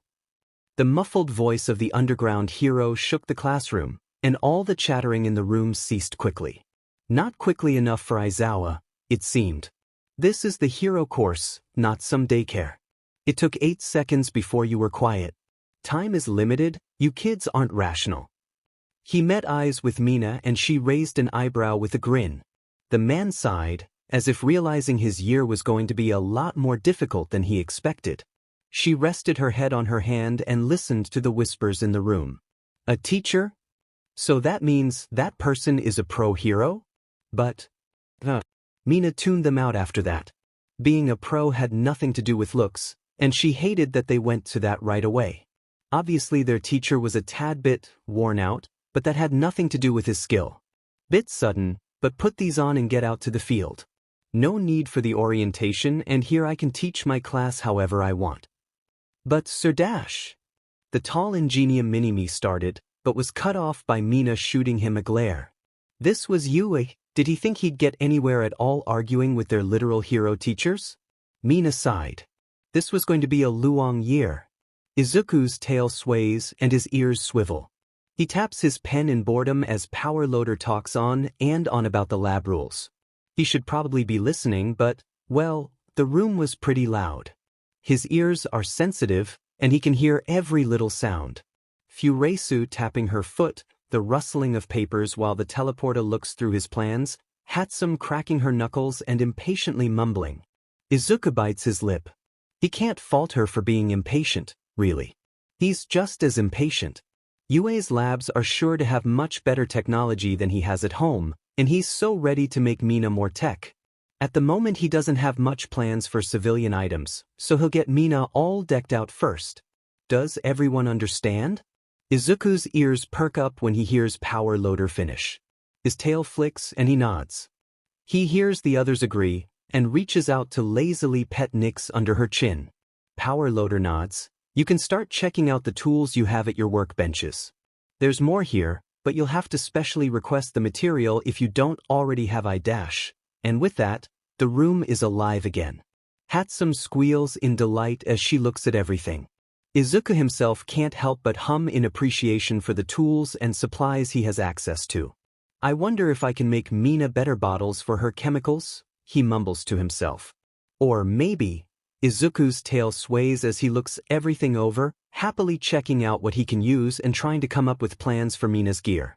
After a bit of time, the bell rings and reluctantly, Izuku and his small group need to join up with the business class to start regular classes. They have English with present mic, it seems. The rest of the morning classes fly by, and Izuku finds himself in the cafeteria looking for Mina. He lights up when he sees her talking to a tall boy with multiple arms and a frog-like girl. Mina! He grins when he makes his way over to her. Nyx purrs and quickly jumps to her shoulder, causing the other two to look at her. They don't question why Izuku has a cat, however. How have your classes been? Is everyone being nice? He immediately starts to fret over her, looking her up and down as if expecting to find some sort of injury. I'm fine. She sighs, but it's light. It's obvious she expected this. This is Shoji and this is Azui Dash. The frog girl interrupts. Just call me Tsu. Izuku nods. He understands that, having gone by his given name for so long. Shoji waves with one of his many arms. It's nice to meet you. Izuku is so relieved. So relieved that Mina's not alone, and that it seems like he won't be either. Is this your brother that Bakugo-chan said he knew? When Tsu says that, all the relief crumbles. Bakugo's here. Bakugo knows that Izuku knows Mina. No, this isn't good. Mina cringes. Tsu, you could tell I was lying, couldn't you? Mina sighs when Tsu nods. Shoji shrugs as well. You weren't very convincing. Izuku pales, ears pinning back. He knows I'm here. Mina, he's going to tell her that I'm here. His voice is uncharacteristically quiet. He's not afraid of Bakugo himself, clearly, but afraid of what it might mean for him. Mina immediately puts a hand on his shoulder. Zuku, it'll be okay. She can't do anything anyway. Even Tsu nods. If you really don't want to speak to him, we'll make sure to keep him away. It's Dash. She's interrupted when Hatsum runs up and barrels into Izuku. Greenie, come sit with our class, come on. Hatsum bounces in place, excitedly. Izuku glares. Don't do that. He scolds, but surprises himself when it comes out softer than expected. Izuku sighs when he starts to realize Hatsum really has no ill intentions, and it's becoming a bit tedious to try and hate her. Doesn't mean he won't be a bit snarky, however. Fine. He grits out, turning to Mina with an apologetic expression. She, however, looks ecstatic. You made friends. She beams at him, clearly surprised and happy. This is great. Go eat with them, we'll meet up again to go home. She encourages. Izuku realizes she won't be happy if he denies it, so he nods a bit and lets Hatsum drag Izuku off to a nearby table. Shoji watches Izuku leave and then looks over at Mina. You two are twins? He asks with an eyebrow raised. Mina laughs. Would you believe me if I said it's because we're fraternal? She grins. He's adopted. We count ourselves as twins, though. If anyone ever asks either of you what he looks like, say that we're basically identical. Makes it funnier. Tsu laughs as well now, letting out a little caro at the beginning. Ochako sits down at the table class 1B had claimed for themselves. She's pretty happy to be able to sit with everyone and speak, but when she turns her head her eyes flicker over to Ashido, and her eyes widen. She recognizes her. That's one of the kids who runs the cafe her Oba-chan likes. Minoma catches her staring and scoffs. Uraraka, why are you staring at one of those class 1A idiots? Kendo promptly hits him over the head. Ochako turns red. Staring? I'm not staring, She waves her hands around trying to explain herself, and doesn't notice as she starts to float. Kodai puts a hand on her arm. Uraraka-chan.